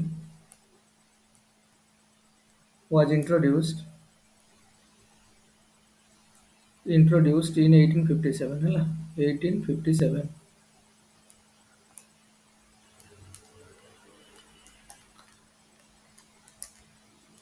न्यू राइफल है न्यू राइफल लगता है 1857 এটা जो इंट्रोड्यूस हला न्यू राइफलटा 1857 रे तो एमाने कोन करले ना प्रोटेस्ट करले एटा कोन होला हॉट कला कोन रे कोन कला hot religious sentiment of soldiers कारण ताकू से कोन जेमिति कहली जे ताकू पार्टी रे कामुडी कि छिंडे कि ताकू करिवे से जो पर्कटा ऊपर लागि जे आसे तो पर्क फैट लागि जे नले बीफ रो लागि जे तेणु गुडा को भाबिले मान रिलीजियस सेंटिमेंट को हॉट कला सोल्जर्स मानकर हला तेणुडा कोन कला ना hot religious sentiment of soldiers hot the religious sentiment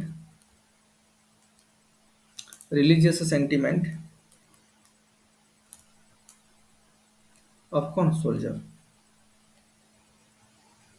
soldiers तापर कौन हला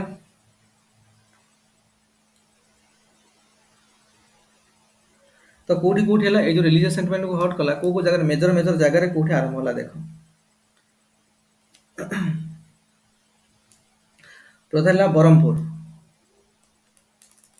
को जगह स्टार्ट हला देखो हॉट कला प्रोटेस्ट को जगह स्टार्ट हला प्रथम स्टार्ट हला बरहमपुर ओडिसा रो बरहमपुर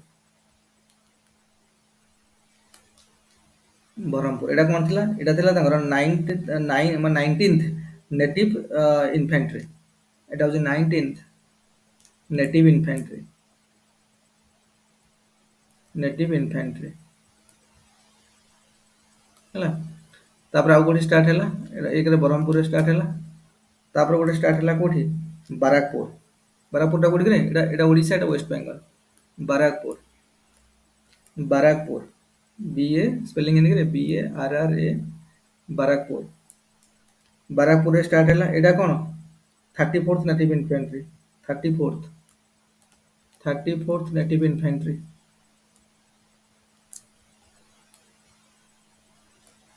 बाराकपुर पर एटा स्टार्ट हैला अवध रे एटा थिला कोन ना 7th Awadh regiment 7th Awadh regiment Awadh regiment 7th Awadh regiment हैला बुझौ छी।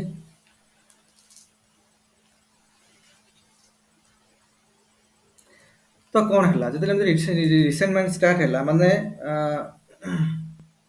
ग्रेजुअली कौन है एमती एमती स्टार्ट है बहुत अलग रेजिमेंट को व्यापी चला अलग कैंटनमेंट रे भी है तेणु रम्बलिंग्स ऑफ कौन हम लिखिबा एटी रम्बलिंग्स ऑफ कौन है वर्तमान रम्बलिंग्स ऑफ व्हाट रिसेंटमेंट व्यापी चलला वर्तमान रिसेंटमेंट अमंग वेरियस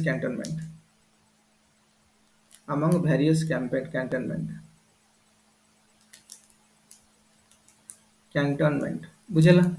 तो आप कौन है ये हवा फल कौन है देख रिजल्टेड इन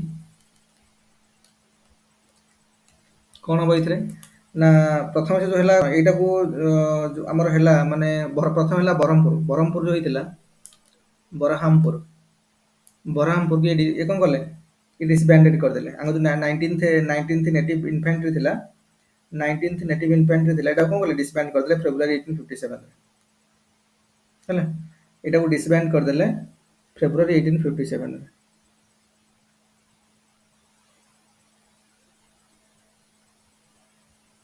सर एक बरहमपुर को ओडिशा की हां ओडिशा एटा एटा को कोन सर डिसबैंड वेस्ट बेंगल रे भी गोटे अछि बरहमपुर ना एटा ओडिशा ब्रह्मपुर हैला एटा वेस्ट बेंगल वेस्ट बेंगल रे भी गोटे अछि एटा एटा वेस्ट बेंगल ए ब्रह्मपुर वेस्ट बेंगल रो बरहमपुर वेस्ट हां सर ब्रह्मपुर देखि त मतलब ओडिशा रो बोधे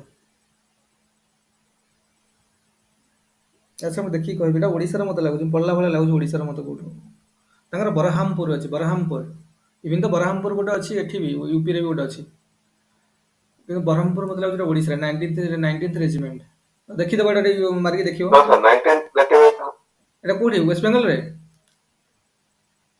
19th नेटिव रेजिमेंट कोड देखिबो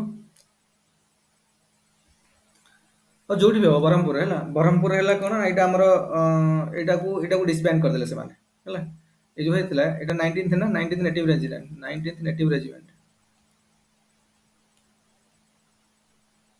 एटा को डिसबैंडेड कर देले हैला एटा डिसबैंडेड हैला तापर एटा केते डिसबैंड ला इन केते फेब्रुआरी 1857 रे इन फेब्रुआरी 1857 तापर अवध तापर गोटे हेतला अवध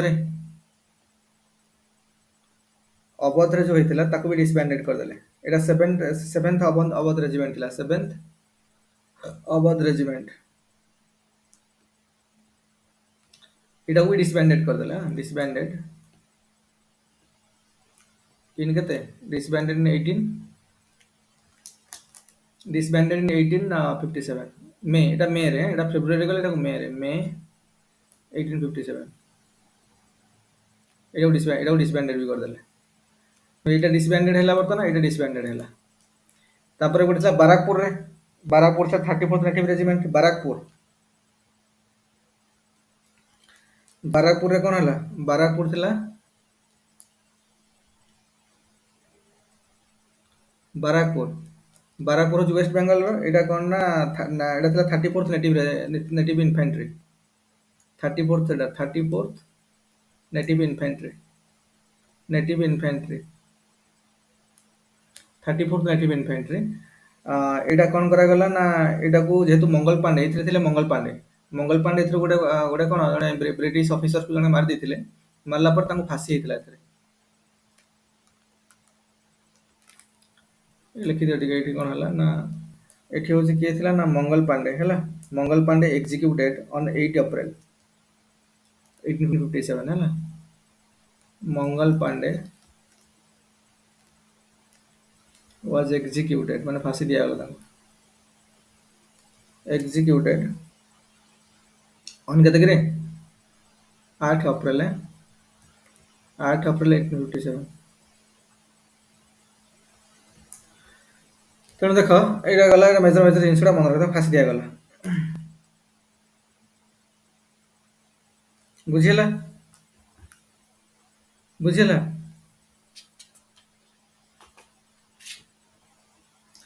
तापर देख कौन है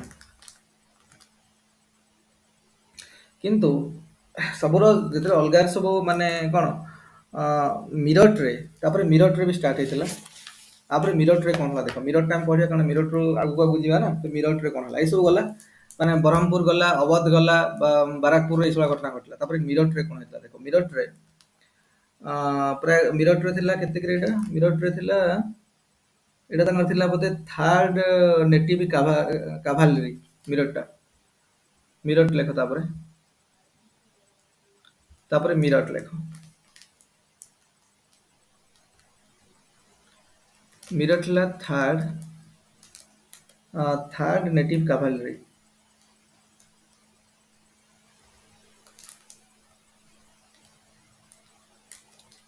भी है काभालरी तो एठी मिरट रे जो हैला थर्ड नेटिव काभालरी कौन हैला देखो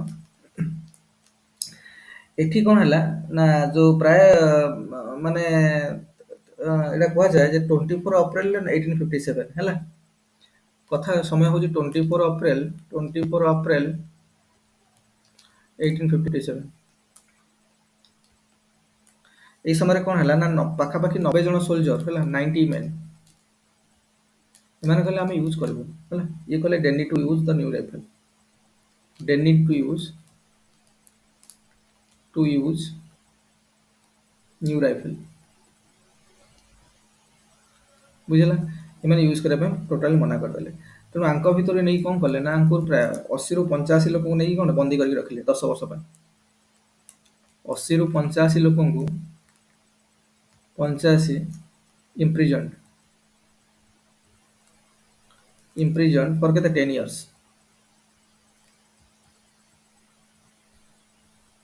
बुझेला तो एमाने कौन कले ना जंतु बांधी के मानु रखिले इम्प्रिजनमेंट करी रखिले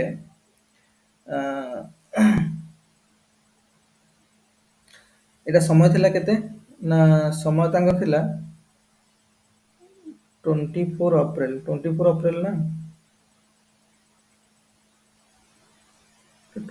अप्रैल थिला ना केते थिला समय एग्जैक्टली समय 24 अप्रैल बोधे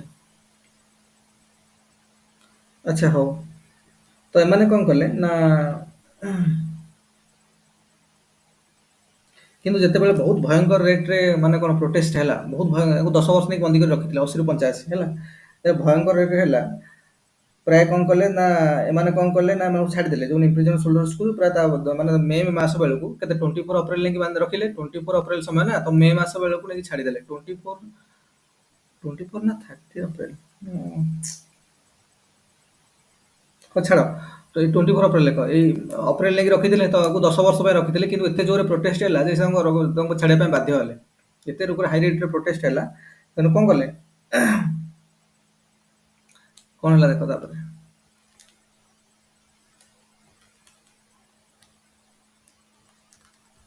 ए रेट रे प्रोटेस्ट हैला से कोन हैला ना से माने कोन करले ना मिरट रो हम पढ मिरर लेखा आगु तो लेखा हिचे को they released them they released them on के on May 1857 और रिलीज करबा ପାଇଁ ବାଧ୍ୟ ହେଲେ ହେଲା May 1857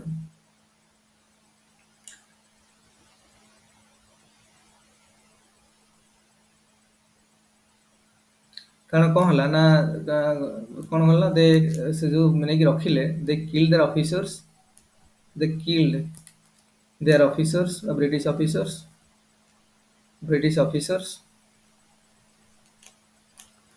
and unfurled the banner of the revolt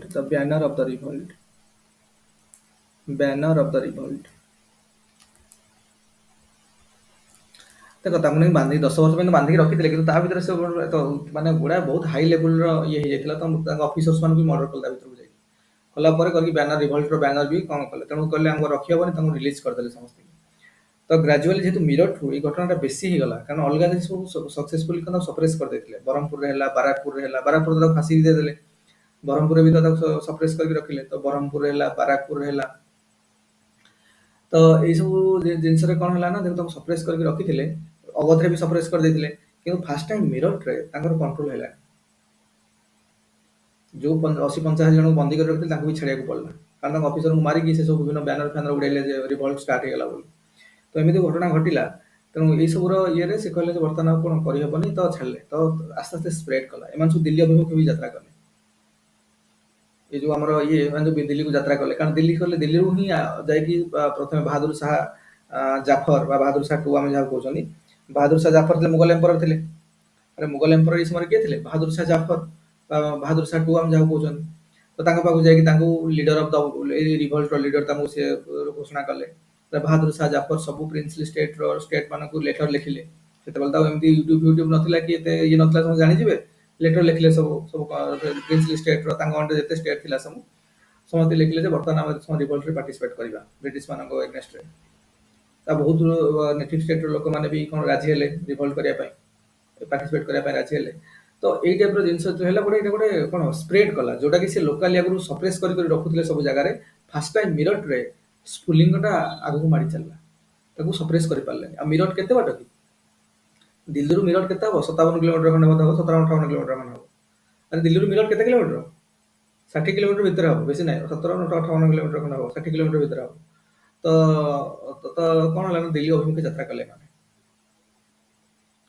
ତାପରେ କଣ କଣ ହେଲା ଆମେ ଦେଖିବା କିନ୍ତୁ କଥା ହେଲା ଦେଖ ତା ମାନେ ଫାର୍ଷ୍ଟ ଟାଇମ୍ ଯେହେତୁ ମିରଟରେ ଏଇଟା ଗୋଟେ ଏତେ ଲାର୍ଜ ସ୍କେଲରେ ଧାରଣ କରିକି ଆଗକୁ ବଢି ଚାଲିଲା ତ ଲୋକମାନେ କଣ କଲେ କି ଲୋକମାନେ ମାନେ ଏଇଟା ଫାର୍ଷ୍ଟ ଟାଇମ୍ ସେଥିପାଇଁ ଆମେ କହୁଛୁ ଯେ ଦ ରିଭଲ୍ଟ ଷ୍ଟାର୍ଟେଡ୍ ଫ୍ରମ୍ ମିରଟ କିନ୍ତୁ ପ୍ରୋଟେଷ୍ଟ ମିରଟରୁ ଷ୍ଟାର୍ଟ ହେଇନି ପ୍ରଥମେ ଷ୍ଟାର୍ଟ ହେଇଛି ବ୍ରହ୍ମପୁର କିନ୍ତୁ ଯେହେତୁ ସେଗୁଡାକ ସପ୍ରେସ୍ କରାଯାଇଥିଲା ଫାର୍ଷ୍ଟ ଟାଇମ୍ ମିରଟରୁ ଏଇଟା କଣ ସ୍ପ୍ରେଡ୍ କଲା ଆଗକୁ ସେଥିପାଇଁ କୁହାଯାଉଛି ପ୍ରୋଟେଷ୍ଟ ଷ୍ଟାର୍ଟେଡ୍ ଫ୍ରମ୍ ମିରଟ ବା 1857 କୋଉଠୁ ଷ୍ଟାର୍ଟ ହେଲା ଯଦି ବି ପରୀକ୍ଷାରେ ଆସିବ ଯେ କୋଉଠୁ ଷ୍ଟାର୍ଟ ହେଲା ବୋଲି ଆମେ ଏଟା କହିବା ମିରଟରୁ ଷ୍ଟାର୍ଟ ହେଲା ତାପରେ ଦେଖିବା ଯୋଉ 1857 ରିଭଲ୍ଟର ସବୁ କଜ୍ ଗୁଡାକ କଣ କଣ ଏଇଟା ତ ହେଲା ଇମିଡିଏଟ୍ କଜ୍ ସିପାହୀ ମାନଙ୍କରୁ ଷ୍ଟାର୍ଟ ହେଲା ତେଣୁ ସିପାହୀ ମ୍ୟୁଟିନ୍ କହୁଛନ୍ତି ଏଟାକୁ ଇମିଡିଏଟ୍ କଜ୍ କିନ୍ତୁ ତାର ଗୁଡାଏ ରିଜିନ୍ ବି ଥିଲା କାରଣ ଖାଲି ସିପାହୀ ଯେ ଗୋଟେ ଗ୍ରୀଜ କାର୍ଟ୍ରିଜ ଯୋଗୁ ଏଟା ଏତେ ବଡ ଧାରଣ କରିଗଲା ସେମିତି ନୁହେଁ ଆର ଅଲଗା ଅଲଗା ରିଜିନ୍ ବି ଅଛି ଯେମିତି ସୋସିଓ କଲଚରାଲ ରିଜିନ୍ସ ହେଲା ମାନେ ରିଭେନ୍ୟୁ ମାନେ ତେଣୁ କଣ ଆମର ଯଦି କହିବା ଯେ ମାନେ ଇକୋନୋମିକ ରିଜିନ୍ କଣ ଥିଲା ତ ଗୁଡାଏ ସବୁ ଅଲଗା ଅଲଗା କାରଣ ଅଛି ତ ଫାର୍ଷ୍ଟ ଦେଖିବା ଆମେ ଯେ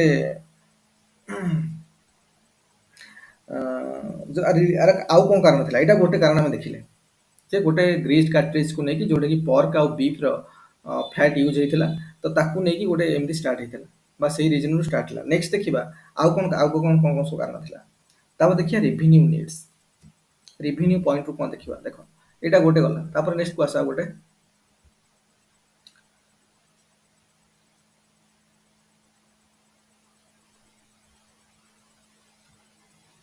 କଜେସ୍ କଣ ଥିଲା ଫାର୍ଷ୍ଟ ଲେଖିବା ରେଭିନ୍ୟୁ ନିଡ୍ସ ଏଇଟା ଗୋଟେ ଗଲା ତାପରେ ଦେଖ କଜେସ୍ ରେ ଆଉ କଣ ଲେଖିବା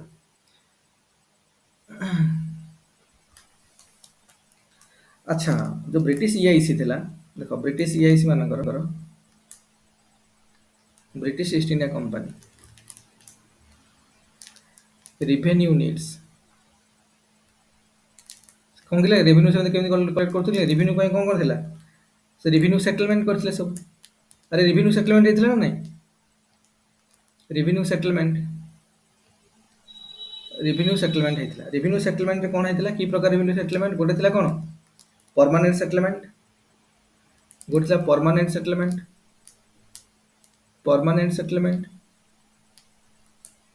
ଆଉ ଗୋଟେ କଣ ଥିଲା ରୟତୁଆରୀ ସିଷ୍ଟମ ଥିଲା ରୟତୁଆରୀ ସିଷ୍ଟମ ଥିଲା ଆଉ ଗୋଟେ କଣ ଥିଲା କି ହଁ ମହଲାୱାରୀ ସିଷ୍ଟମ ଥିଲା ହେଲା ତେଣୁ ଏଇ ଯୋଉ ତିନି ପ୍ରକାର ଲଗେଇଥିଲେ ପର୍ମାନେଣ୍ଟ ସେଟଲମେଣ୍ଟ ଆମର କୋଉ ଜାଗାରେ ଲାଗିଥିଲା ଏଟା କୋଉଠି ଲାଗିଥିଲା ଚିରସ୍ଥାୟୀ ବନ୍ଦୋବସ୍ତ କୋଉଠି ଲାଗିଥିଲା ଓଡିଶା ହଁ ବେଙ୍ଗଲ ଓଡିଶା ବନାରସ ବେଙ୍ଗଲ ଓଡିଶା ବିହାର ଆଉ ରୟତୁଆରୀ କୋଉଠି ଲାଗିଥିଲା साउथ रीजन ରୋହିତାରୀ ମାଡ୍ରାସ ଏରିଆରେ ଲାଗିଥିଲା, ମହଲାରୀ ପଞ୍ଜାବ ଏରିଆରେ ନର୍ଥ ଇଣ୍ଡିଆରେ ଲାଗିଥିଲା। ତେଣୁ ଏଇ ସବୁର ବି କାଫି ଟାକ୍ସେସ୍ ହେଭି ଟାକ୍ସେସ୍ ଲାଗୁଥିଲା ସବୁ ହେଲା, ହେଭି ଟାକ୍ସେସ୍ ଥିଲା, ହେଭି ଟାକ୍ସେସ୍ ହେଭି ଟାକ୍ସେସ୍ ହେଲା, ବହୁତ ଟାକ୍ସ ଲଗେଇ ଦେଇଥିଲେ ପରମାନେଣ୍ଟ ସେଟଲମେଣ୍ଟରେ ବି, ରହୁତାରୀ ସେଟଲମେଣ୍ଟରେ ବି, ମହଲାବାରୀ ସେଟଲମେଣ୍ଟରେ ବି ହେଭି ଟାକ୍ସ ହେଲା। ତେଣୁ ଏଇଭଳିଆ ଟାକ୍ସ ହେବା ଫଳରେ କଣ ହେଲା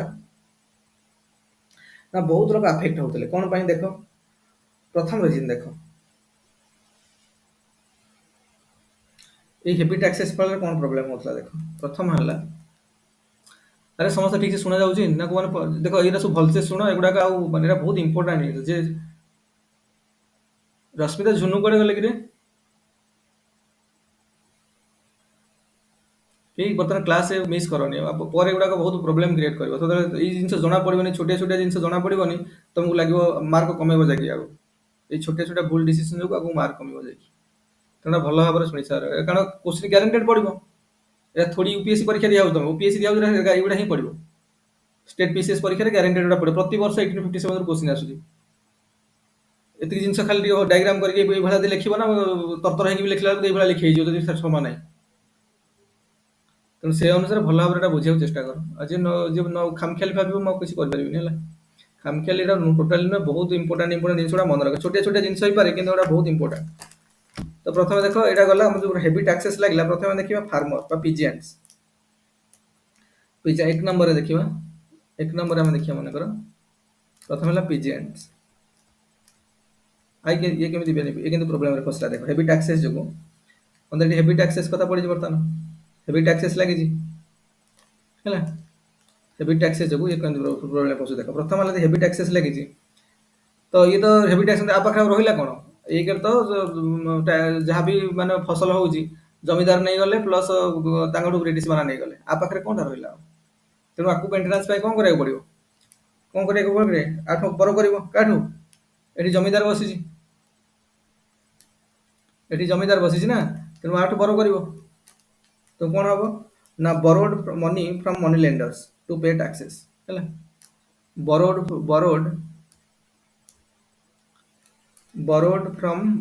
money from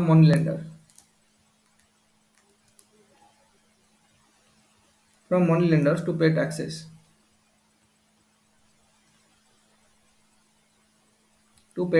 ହେଲା। ତାପରେ କଣ ହେଲା, କିନ୍ତୁ କଣ ହେଲା ନା ବରନା କରିଦେଲା, କିନ୍ତୁ କଣ ପଇସା ଫେରେଇ ପାରିବନି ହେଲା। unable to pay back borrowed money from money lenders ହେଲା। unable to pay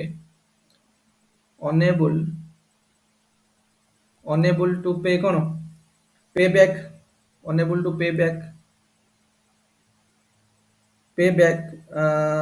borrowed money from money lender, or pay back to the money lender, unable to pay back to money lender।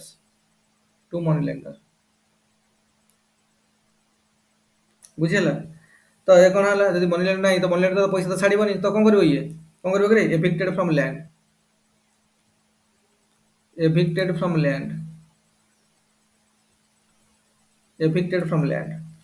ତ ବର୍ତ୍ତମାନ କଣ ହେଲା, ଆରେ ପିଜେଣ୍ଟସ୍ କଣ ହେଲା ବର୍ତ୍ତମାନ, ଲ୍ୟାଣ୍ଡଲେସ୍। ଆରେ ବୁଝିହଉଛି। ତ କଣ ତା ମାନେ ପିଜେଣ୍ଟସ୍ ଆଡଭର୍ସଲି ଆଫେକ୍ଟେଡ୍। ତ ଏଇ ହେଭି ଟ୍ୟାକ୍ସ ଯୋଗୁଁ, ଏଇ ଯୋଉ ତାଙ୍କର ଯୋଉ ହେଭି ପଲିସି ଟ୍ୟାକ୍ସ ଲଗେଇବା ଯୋଗୁଁ ତ କଣ ହେଲା, ପିଜେଣ୍ଟସ୍ ବର୍ତ୍ତମାନ କଣ ହେଲା, ପିଜେଣ୍ଟସ୍ ଆଡଭର୍ସଲି ଆଫେକ୍ଟେଡ୍।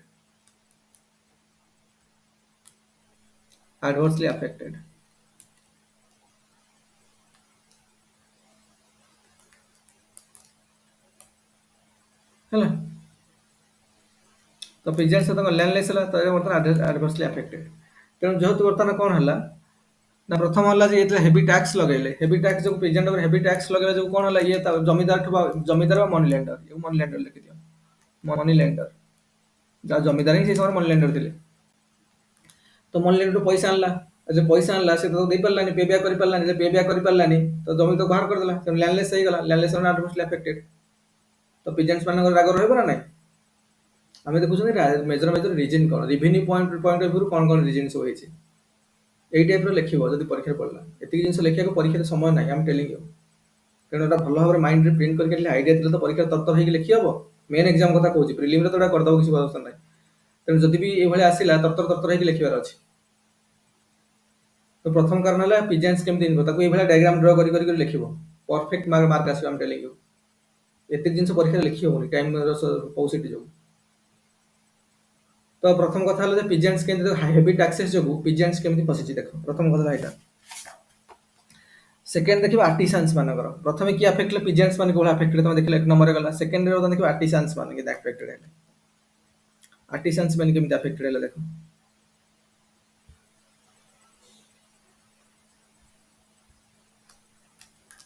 ଆର୍ଟିସାନ୍ସ ମାନେ କେମିତି ଆଫେକ୍ଟେଡ ହେଲେ,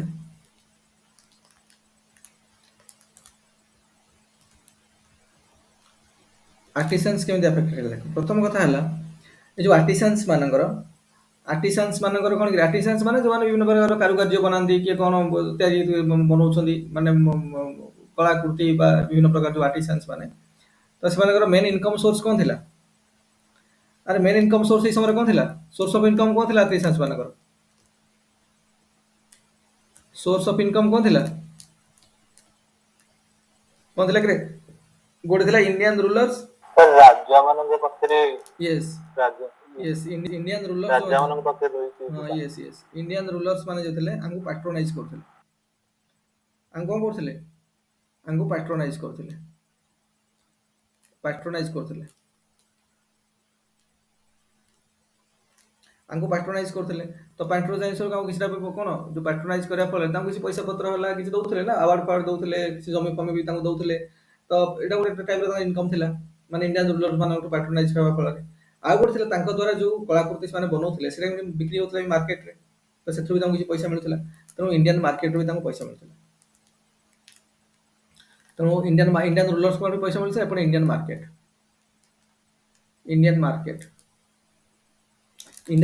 ବି ତାଙ୍କୁ ପଇସା ମିଳୁଥିଲା, ଏଠୁ ବି ତାଙ୍କୁ ପଇସା ମିଳୁଥିଲା। ତ ଦିଟା ସୋର୍ସ ଅଫ୍ ଇନକମ୍ ଥିଲା, ଗୋଟେ ଇଣ୍ଡିଆନ୍ ମାର୍କେଟରୁ ତାଙ୍କ ଜିନିଷ ଯାହା ବିକ୍ରି ହବ ସେଠୁ ଆସିବ, ନହେଲେ ଇଣ୍ଡିଆ ମାନେ ପାଟ୍ରୋନାଇଜ କରିକି ଏଠୁ ଆସିବ। ତ ଦି ଜାଗାରୁ ତାଙ୍କୁ ପଇସା ମିଳୁଥିଲା। ବୁଝିହେଲା? ଆରେ ବୁଝା ପଡିଲା? ତେଣୁ ଏଠୁ ବି ତାଙ୍କୁ ପଇସା ମିଳୁଛି, ଏଠୁ ବି ତାଙ୍କୁ ବି ପଇସା ମିଳିଲା, ଦି ଜାଗାରୁ ତାଙ୍କୁ ପଇସା ମିଳିଲା ଷ୍ଟାର୍ଟ ହେଲା। ବୁଝିହେଲା? କିନ୍ତୁ କଥା ହେଲା ଯେତେବେଳେ ଏଇ ଯୋଉ ଇଣ୍ଡିଆନ ଯେତେବେଳେ ଡକ୍ଟ୍ରିନ୍ ଅଫ ଲାପ୍ସ ଲଗେଇକି ବା ଡକ୍ଟ୍ରିନ୍ ଅଫ ଲାପ୍ସ ଲଗେଇକି ବା କଣ ସବସିଡିଆରୀ ଆଲାଏନ୍ସ ଲଗେଇକି ତାକୁ ଆନେକ୍ସେସନ କରିଦେଲେ କିଏ ସେ? ବ୍ରିଟିଶ ଆଇସି ଇଣ୍ଡିଆନର ପ୍ରିନ୍ସଲି ଷ୍ଟେଟ୍ ଗୁଡାକୁ। ଯଦି ପ୍ରିନ୍ସଲି ଷ୍ଟେଟ୍ ଆନେକ୍ସେସନ ହେଲା, ତାଙ୍କ ନିଜର ହିଁ ତ କିଛି ନାହିଁ, ସେ କଣଟା ଦେବେ ତମକୁ, ଆଉ କଣ ପାଟ୍ରୋନାଇଜ କରିବେ? ତେଣୁ ବର୍ତ୍ତମାନ କଣ ହେଲା ନା, ଆକୁ କଣ କଲେ ନା ବ୍ରିଟିଶ ଆଇସି କଣ କଲା ଏଠି, ବ୍ରିଟିଶ ଇଆଇସି କଣ କଲା ଏଠି ଦେଖ, EIC annexation of Indian kings and rulers start କଲା। କଣ ଆନେକ୍ସେସନ ଅଫ କଣ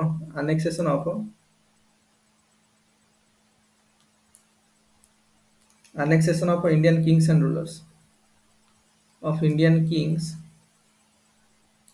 ଆଣ୍ଡ ରୁଲର୍ସ। ଏଇଟା ଯେତେବେଳେ କଲା ତେଣୁ ଏମାନେ କଣ କଲେ, ଏଇଟା ହେବା ଦ୍ୱାରା ଏଇଟା କଣ ହେଲା କି ଏମାନେ ଆଫେକ୍ଟେଡ ହେଲେ। ଇଣ୍ଡିଆନ୍ ଏମାନେ ଆଉ କଣ ଦେବେ, ଆମ ପାଖରେ ନାହିଁ, ତ ଏମାନେ ଆଉ କଣଟା ଦେଇପାରିବେ, ତାଙ୍କୁ ଦେଇପାରିଲେନି। ଏପଟେ ବି ବ୍ରିଟିଶ ଇଆଇସି କଣ କଲା, ବ୍ରିଟିଶ ଇଆଇସି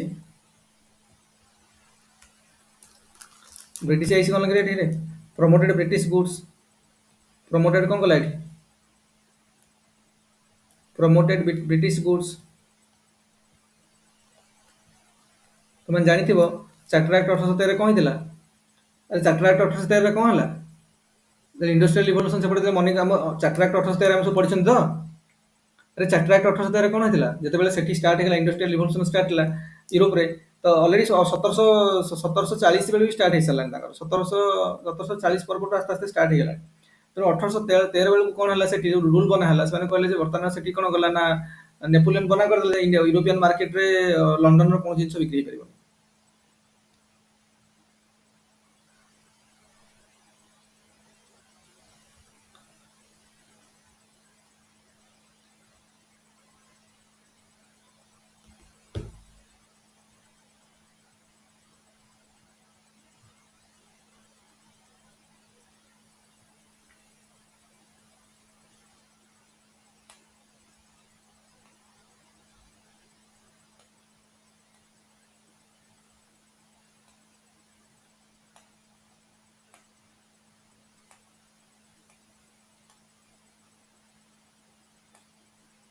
ଆରେ ଶୁଣା ଯାଉଛି କି?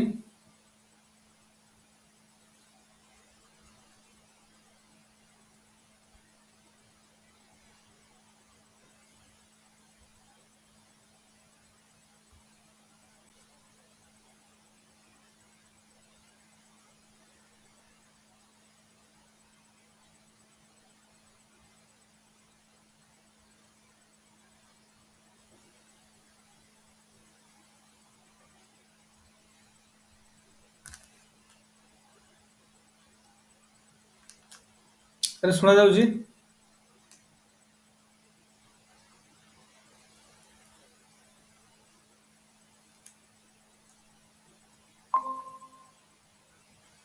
Ashutosh are there? Junaid?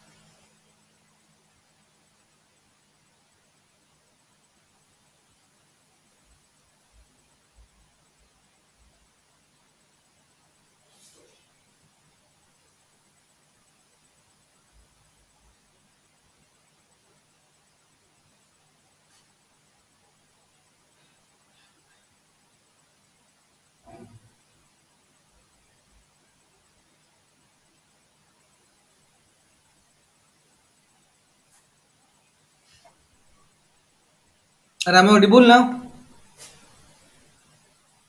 Junaid, are you there? Yes, yes, sir. ଆରେ ବର୍ତ୍ତମାନ ନେଟ୍ କଟି ଯାଉଛି, କଣ କରିବା?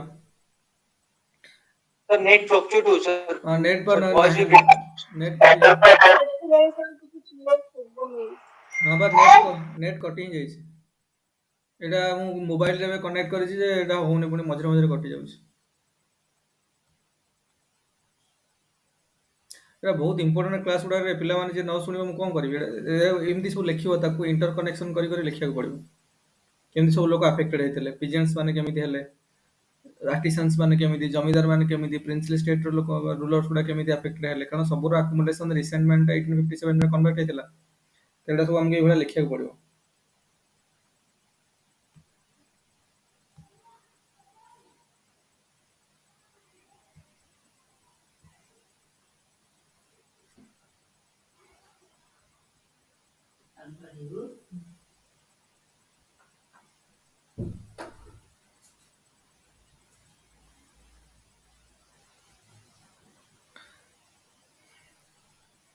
ଆରେ ସମସ୍ତେ ଅଛ ନା କଣ ପଳେଇ ଯାଇଛନ୍ତି ସମସ୍ତେ? କିଏ କିଏ ଅଛ ଦେଖି, ପ୍ରେଜେଣ୍ଟ ଅଛ ଏବେ?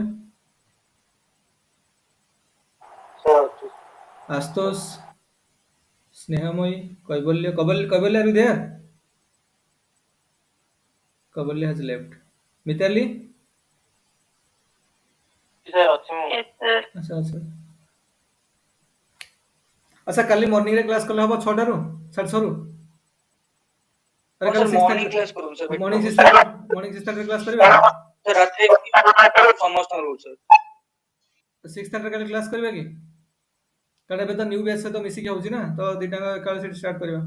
ଦେଖ ଏଗୁଡାକ ବହୁତ important, I am telling you. ଏଗୁଡାକ ପିଲା ସବୁ ନେଗ୍ଲେକ୍ଟ କରିକି ଆନ୍ସର ଭଲ ଲେଖି ପାରୁନାହାନ୍ତି ମେନ୍ ଏକ୍ଜାମରେ। ବର୍ତ୍ତମାନ ଯାହା ପଢିବା ବହୁତ ମେନ୍ ଆଉ ପ୍ରିଲିମ୍ ପାଇଁ 1857 ପରଠୁ ଯାହା ଯାହା ପଢା ହବ ସବୁଗୁଡା ପ୍ରିଲିମ୍ ପାଇଁ ବି ମେନ୍ ପାଇଁ ବି। ଆଉ ମୋର ପରଫେକ୍ଟଲି ଏମିତି ଇଣ୍ଟର କନେକ୍ସନ କରି କରି କରି କରି ପଢି ଚାଲିବା ପୁରା 57ରୁ 47 ପର୍ଯ୍ୟନ୍ତ ଯାହା ଯାହା ଲେଖା ହେଇଛି ସବୁ। ଏଠି ଦେଖ ବର୍ତ୍ତମାନ ମନେକର ଏନୁ ପଢିଲେ ଏମାନଙ୍କର ଏଇ ଯୋଉ ଇଣ୍ଡିଆନ ମାର୍କେଟ କେମିତି ଆଫେକ୍ଟେଡ ହେଲା ଆର୍ଟିସାନ୍ସ ମାନଙ୍କ ଦ୍ୱାରା। କାରଣ 1813ରେ ଗଭର୍ଣ୍ଣମେଣ୍ଟ ଚାର୍ଟର ଆକ୍ଟ 1813ରେ ସେମାନେ କ'ଣ କଲେ ଯେତେବେଳେ ସେଠୁ ଯେତେବେଳେ ମନା କରିଦେଲା କି ସେ ୟୁରୋପ ମାର୍କେଟରେ ବର୍ତ୍ତମାନ କିଏ ନେପୋଲିୟନ ବର୍ତ୍ତମାନ ବ୍ୟାନ୍ କରିଦେଇଥିଲା ଯେ ଅଲଗା କୌଣସି କଣ୍ଟ୍ରି ବର୍ତ୍ତମାନ ଲଣ୍ଡନର ୟୁଜ୍ କରିବେନି। ଆଉ ତାଙ୍କର ସବୁ ଫ୍ୟାକ୍ଟ୍ରି ବନିକି ଅଛି, ଇଣ୍ଡଷ୍ଟ୍ରିଆଲ ରିଭଲ୍ୟୁସନ ଷ୍ଟାର୍ଟ ହେଇଛି, ଫ୍ୟାକ୍ଟ୍ରି ବନି ତା ପ୍ରଡକ୍ଟ କୁହାଯିବ ତାହେଲେ। ତେଣୁ ସେମାନେ ଆଣିକି କ'ଣ କଲେ, ଇଣ୍ଡିଆନ ମାର୍କେଟରେ ଷ୍ଟାର୍ଟ କଲେ, ବିକିବା ଷ୍ଟାର୍ଟ କଲେ। ତାଙ୍କୁ କହିଲେ ଯେ ତମର ଖାଲି ଚାଇନା ଟ୍ରେଡ୍ ଆଉ ଟି କୁ ଛାଡ଼ିଦେଲେ ଆଉ ବାକି ସବୁଥିରେ ଅଲଗା ମାନେ ଆସିପାରିବ, ମନୋପୋଲି ଆଉ ନାହିଁ। ତାପରେ 1833 ସେଇଟା ବି ହଟେଇ ଦେଲେ। 1833 ତାକୁ ବି ଯୋଉ ମନୋପୋଲି ତାଙ୍କ ଟୋଟାଲ ମନୋପୋଲି 1833 ହଟିଗଲା ବ୍ରିଟିଶ ଇଷ୍ଟ ଇଣ୍ଡିଆ କମ୍ପାନୀ, ତ ସବୁ କମ୍ପାନୀ ପଳେଇ ଆସିଲେ। ଆଉ ୟୁରୋପିଆନ ସବୁ ଲୋକ ଆସିକି ବିକିବା ଷ୍ଟାର୍ଟ କଲେ। ଆମ ଇଣ୍ଡିଆନ ଆର୍ଟିସାନ୍ସ ମାନଙ୍କର କ'ଣ ଚାହିଦା ରହିବ? ହସ୍ତତନ୍ତ୍ରରେ ବିଭିନ୍ନ ପ୍ରକାର ଲୋକମାନେ କାମ କରିକି ବିକୁଥିଲେ ମାର୍କେଟରେ, ସେଗୁଡ଼ାକର ପୁରା ଅବସ୍ଥା ସାଂଘାତିକ ହେଲା। ସେମାନେ ତାଙ୍କର ଜବ୍ ହରାଇଲେ, ଗରିବ ହେଇଗଲେ, ତାଙ୍କ ପଇସା ପତ୍ର କିଛି ଇନକମ୍ ରହିଲାନି।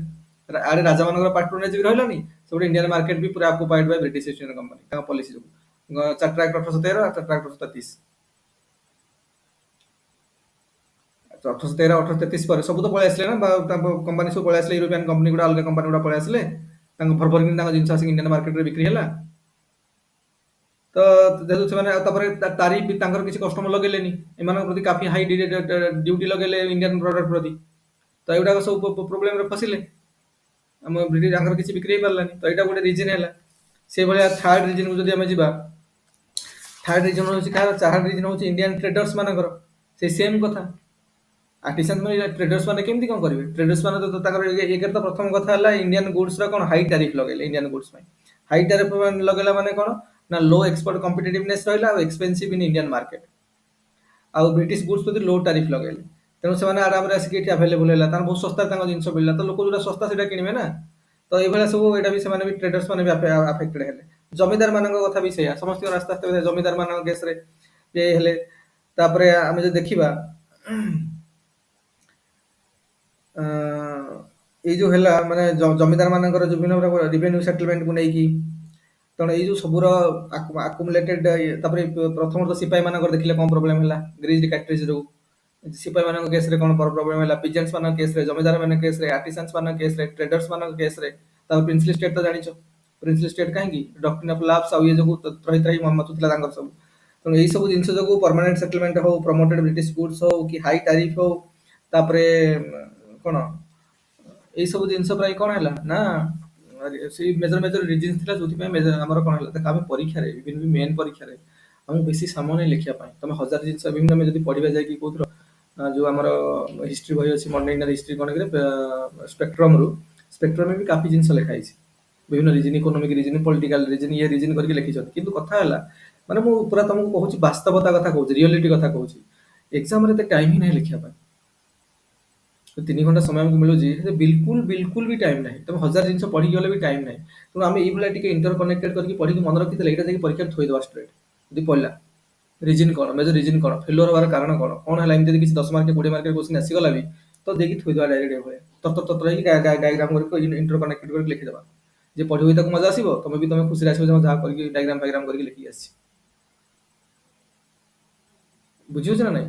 ତେଣୁ କଥା ହେଲା ସେଇଟା ଦରକାର, ସେତିକି ଜିନିଷ ଆମକୁ ଏକ୍ସାମ ଦରକାର। ନହେଲେ ଯେତେ ହଜାର ଜିନିଷ ଆମେ ପଢିଗଲେ ପରୀକ୍ଷାରେ ଟାଇମ ହିଁ ନାହିଁ, ଲେଖିବ କ'ଣ? ବିଲକୁଲ ଟାଇମ ଯେତେ ତରତର ହେଇକି ଲେଖିପାରିଲ, ମନେକର ଆମକୁ 20 ମାର୍କ କ୍ୱେଶ୍ଚିନ୍ ମାନେ 5 ମିନିଟ୍ ଆମେ ଲେଖିବା ପାଇଁ ଆମ ପାଇଁ ସମୟ ଅଛି, କିନ୍ତୁ ତୁମେ କ'ଣ କରିବ? କିଛି କରିହବନି ନା। ଯଦି 5 ମିନିଟ୍ସ 5 ମିନିଟ୍ ସମୟ ଅଛି, ଗୋଟେ 20 ମାର୍କିଆ କ୍ୱେଶ୍ଚିନ୍ ତମ ପାଖରେ ବଳିଯାଇଛି, ତ ସେଠି କ'ଣ କରିବ? କି 10 ମାର୍କିଆ କ୍ୱେଶ୍ଚିନ୍ ପାଇଁ 2-3ଟା ଖଣ୍ଡେ 10 ମାର୍କିଆ କ୍ୱେଶ୍ଚିନ୍ ହେଲେ ମାତ୍ର ସମୟ 10 ମିନିଟ୍ ବି ନାହିଁ, 7-8 ମିନିଟ୍ ସମୟ ଅଛି, ତ ତରତର ହେଇକି ଲେଖୁଛ, ସେଇଠି କ'ଣ କରିପାରିବ ତମେ? ମୋତେ ଫାଷ୍ଟ କୁହ। ତେଣୁ ସେଇ ସବୁ ଜିନିଷ ପ୍ରତି ଆମକୁ ଏଇଭଳିଆ ପଢିବାକୁ ପଡିବ, ଇଣ୍ଟର କନେକ୍ଟେଡ କରିକି ଜିନିଷକୁ ମନେ ରଖିବା ପାଇଁ ପଡିବ। କେମିତି କ'ଣ ହେଇଛି ଏଇଟା ମନେ ରହିବାର ମାନେ ଆମେ କନେକ୍ସନ କରିକି ମନେ ରଖିଛେ, ତ ଆରାମରେ ମନେ ରହିବ। ତ ଏଗୁଡ଼ା ପରୀକ୍ଷାରେ ଆମେ ଆରାମରେ ଥୋଇପାରିବା।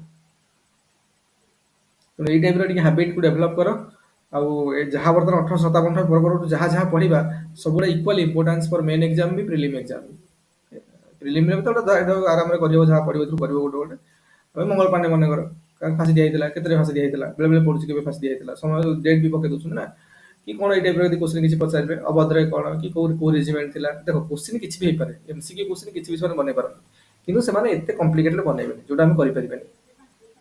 କମ୍ପାରେଟିଭଲି ଇଜି କ୍ୱେଶ୍ଚିନ୍ ସେମାନେ ବନଉଛନ୍ତି, ଯୋଉଟା ଅପେକ୍ଷାକୃତ ଭାବରେ କରିହବ। ଆଉ ନହେଲେ କମ୍ପ୍ଲିକେଟେଡ୍ କ୍ୱେଶ୍ଚିନ୍ ବନେଇଲେ କେହି ଛୁଇଁ ପାରିବେନି, ବୁଝିପାରୁଛ ନା? MCQ କ୍ୱେଶ୍ଚିନ୍ କିଛି ବି ବନେଇ ପାରିବ, କିନ୍ତୁ ଛୁଇଁ ପାରିବେନି କେହି। ଆଉ ନା UPSC ନା OPSC ଏମିତି ଏତେ ଭିତରକୁ ମାନେ ସେ ଜାଣିଛନ୍ତି ପିଲାଙ୍କର ଷ୍ଟାଣ୍ଡାର୍ଡ କ'ଣ, କେମିତି ଆନ୍ସର ଦେଇହବ। ଗୋଟେ ଭଲସେ ପଢିକି ଯାଇଥିବା ପିଲା, ପ୍ରିପେୟାର କରିଥିବା ପିଲା କୋଉ ଲେବୁଲର ଆନ୍ସର କରିପାରିବ, ସେ ଅତି ହାଇ ଲେବୁଲକୁ ଯିବେନି। ତେଣୁ ଠିକ୍ ଅଛି ଆମେ କାଲି 6:30 ଷ୍ଟାର୍ଟ କରିବା। ଆଜି ତ ନେଟ୍ ଠିକ୍ ସେ ଆସୁନି, କରିକି ଆଉ ଲାଭ କ'ଣ ଅଛି? ସାର୍ ଟିକେ ଜଲ୍ଦି ହବନି? କେତେବେଳେ କରିବା କ'ଣ? ଛଅରୁ କରିବା? ତମେ ଯେତେବେଳେ କହିବ ମତେ କରିବି। ଛଅରୁ କରିବା କି? ଆକ୍ଚୁଆଲି ସାର୍ 7:30 ପର୍ଯ୍ୟନ୍ତ ତାଙ୍କୁ ଆଚ୍ଛା ଟାଇମ୍ ଦେଇପାରିବି ତ। ଆଚ୍ଛା, ମତେ କୁହ 5ଟାରୁ କ୍ଲାସ୍ କରିବା, ଜଏନ୍ କରିପାରିବ ତମେ ସବୁ? ସମସ୍ତେ କୁହ, ଯଦି ନ କରିପାରିବ କରିବେନି, ପୁଣି ସନ୍ଧ୍ୟାବେଳେ କରିବା। ଯଦି ପ୍ରୋବ୍ଲେମ୍ ଅଛି ଆଉ କରିକି ଲାଭ କ'ଣ? ମତେ କୁହ କେତେଟା ବେଳକୁ କ୍ଲାସ୍ କରିହବ? ଆଚ୍ଛା ମିତାଲି, ତମର ପ୍ରୋବ୍ଲେମ୍ ହଉଛି ସକାଳେ, ତମର କେତେଟା ବେଳକୁ ମାନେ କଲେ ଚଳିବ? Mithali, are you there?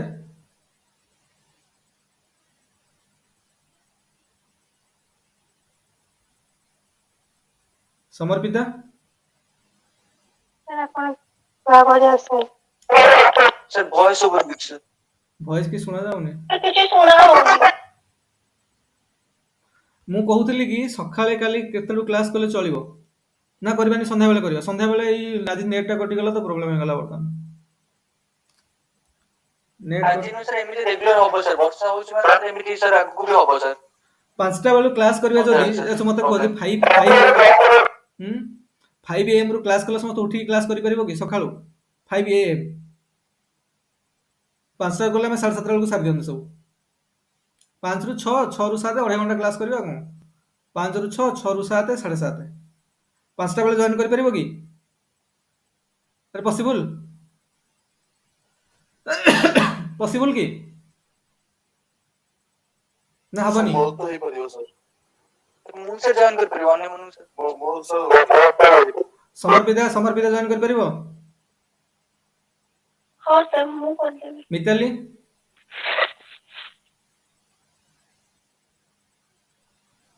ଶୁଭା ଯାଉନି, ମୋ କଥା ବହୁତ ପିଲାଙ୍କୁ ଶୁଭା ଯାଉନି ରେ।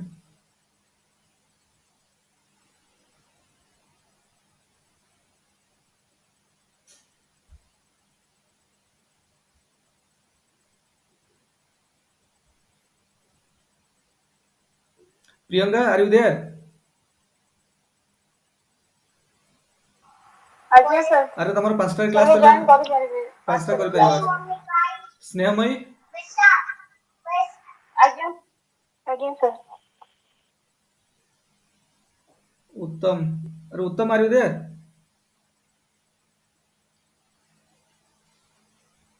ବହୁତ ପିଲାଙ୍କୁ ଶୁଭା ଯାଉନି, ନେଟ୍ କଟି ଯାଇଛି।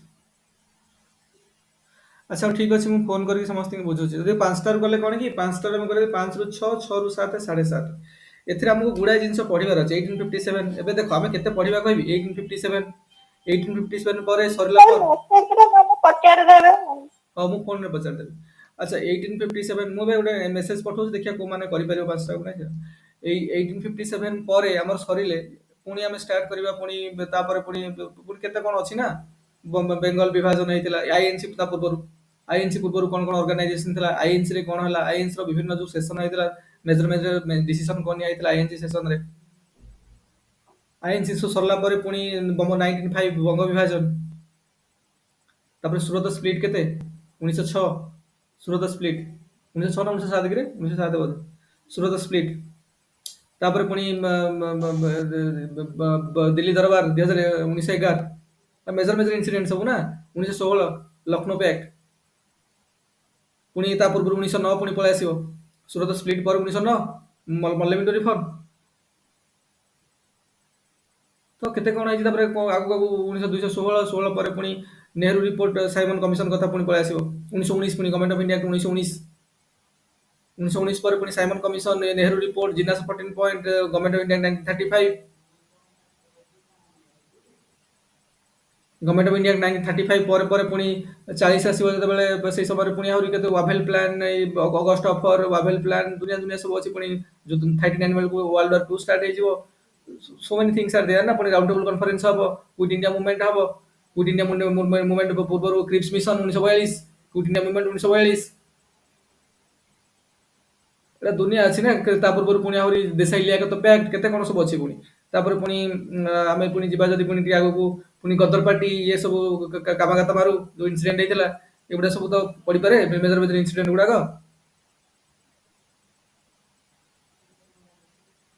ତେଣୁ ଏତେ ଜିନିଷକୁ ଆମେ ଏଇଟା ବହୁତ ୟୁଜଫୁଲ୍ ଫର୍ ମେନ୍ ଆଉ ପ୍ରିଲିମ୍। ଆଉ ଇଏ ସବୁ ଗଲେ ପୁଣି ରିଲିଜିୟସ୍ ମୁଭମେଣ୍ଟର ଗୋଟେ ଷ୍ଟାର୍ଟ ହବ।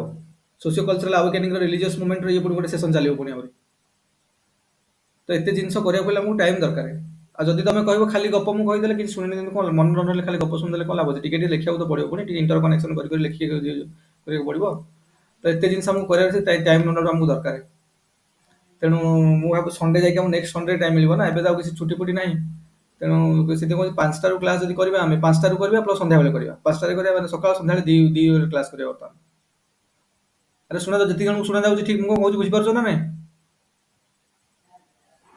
आज्ञा तेणु मु कहू बर्तमान जुनेदारी दे सुना जाउ Yes, sir. हां मु कहू जे यारली मॉर्निंग रू करबा प्लस इवनिंग रे करबा दी ओली बर्तमान क्लास करबा एटा पूरा सार दो मॉर्निंग जहा जहा अछि सब दिगो